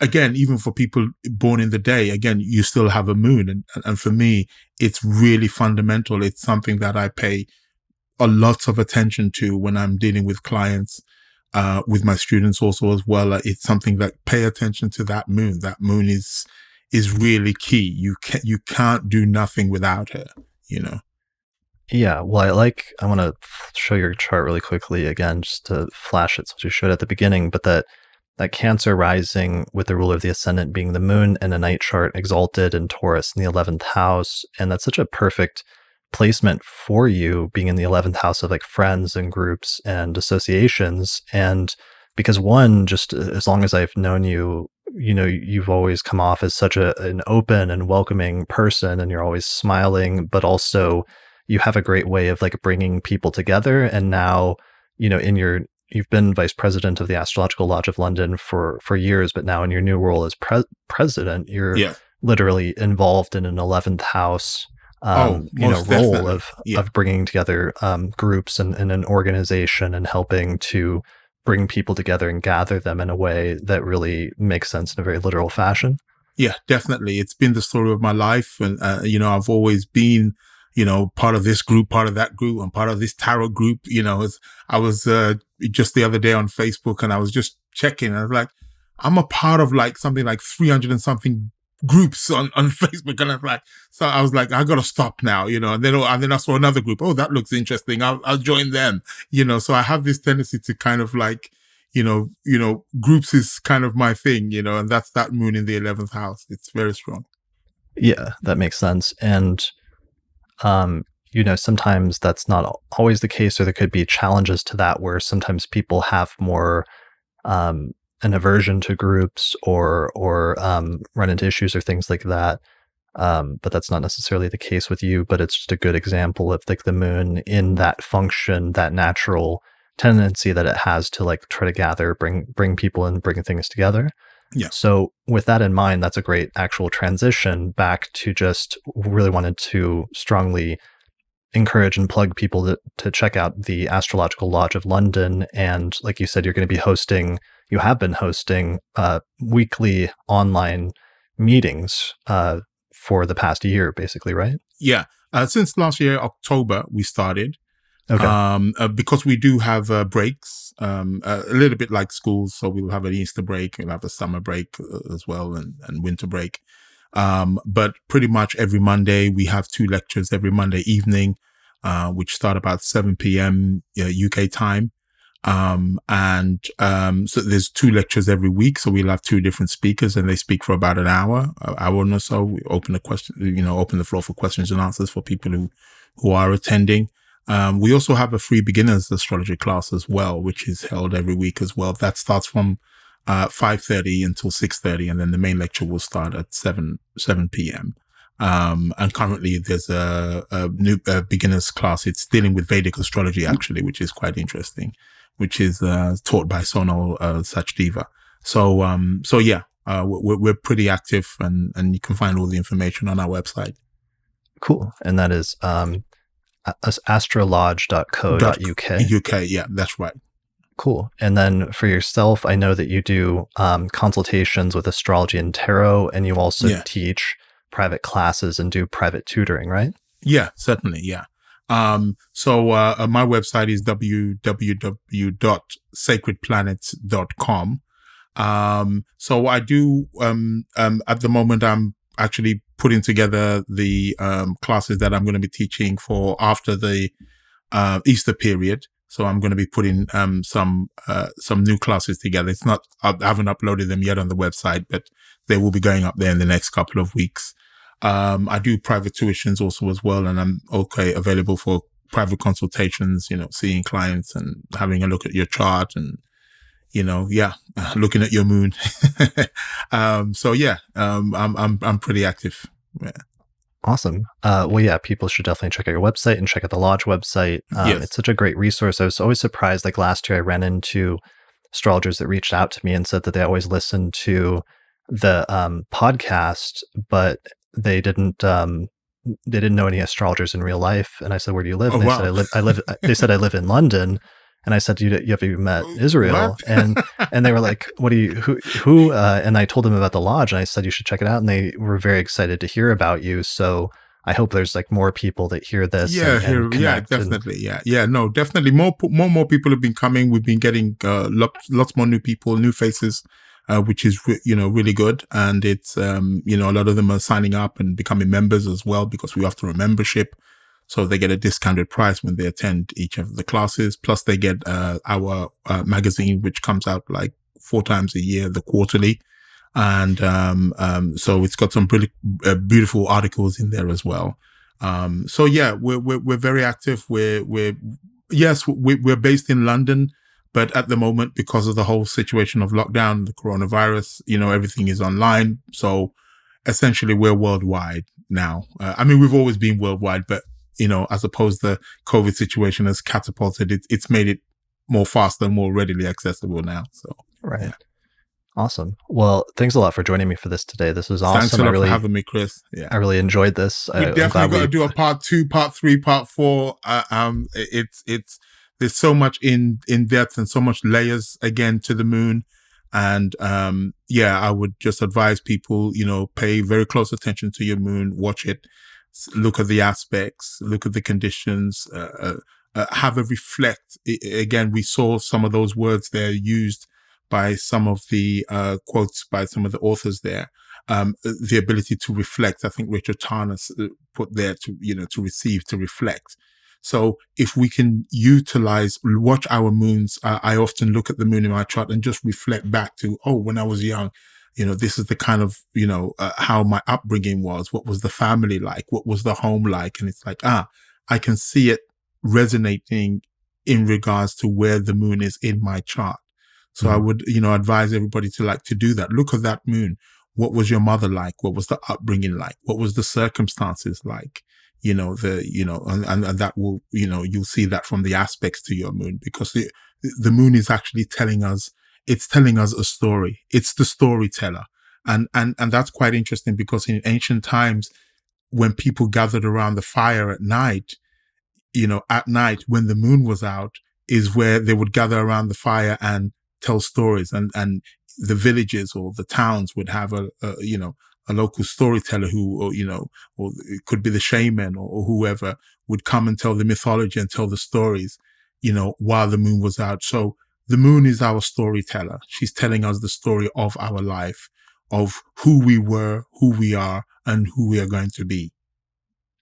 Brilliant. I like that. And I almost want to go on another whole digression, but that was so beautiful that I want to leave it right there. Right. So thanks a lot for joining me today. Thanks everybody for listening to this episode of the Astrology Podcast. Let us know what you think in the comments below about your own moon placement or things that you've observed, as well as whether you'd like us to continue this series and do other planets in the future. Yeah. Give us some feedback and let us know, and we'll see what we can do. So Thanks for watching or listening to this episode of the Astrology Podcast, and we'll see you again next time. Thank you very much. Thank you. Special thanks to all the patrons that supported the production of this episode of the Astrology Podcast through our page on patreon.com. In particular, thanks to the patrons on our producers tier, including Nate Craddock, Thomas Miller, Catherine Conroy, Michelle Marilot, Christy Moe, Ariana Amour, Mandy Ray, Angelique Nambo, Sumo Kopic, Nadia Habhab, Issa Sabah, Morgan McKinsey, and Jake Otero. For more information about how to become a patron and get access to exclusive subscriber benefits such as early access to new episodes, go to patreon.com/astrologypodcast. Also, special thanks to our sponsors, including the Northwest Astrological Conference, which is happening online May 27th through the 31st, 2021. Find out more information at norwac.net. The Mountain Astrologer magazine, which you can find out more information about at mountainastrologer.com. The Honeycomb Collective Personal Astrological Almanacs, which you can find out more information about at honeycomb.co. Also, the Portland School of Astrology, more information at portlandastrology.org. The AstroGold Astrology app, available for both iPhone and Android, available at astrogold.io. And finally, the primary software program that we use on episodes of the Astrology Podcast is called Solar Fire Astrology Software, which is available at alabe.com. And you can get a 15% discount with the promo code AP15.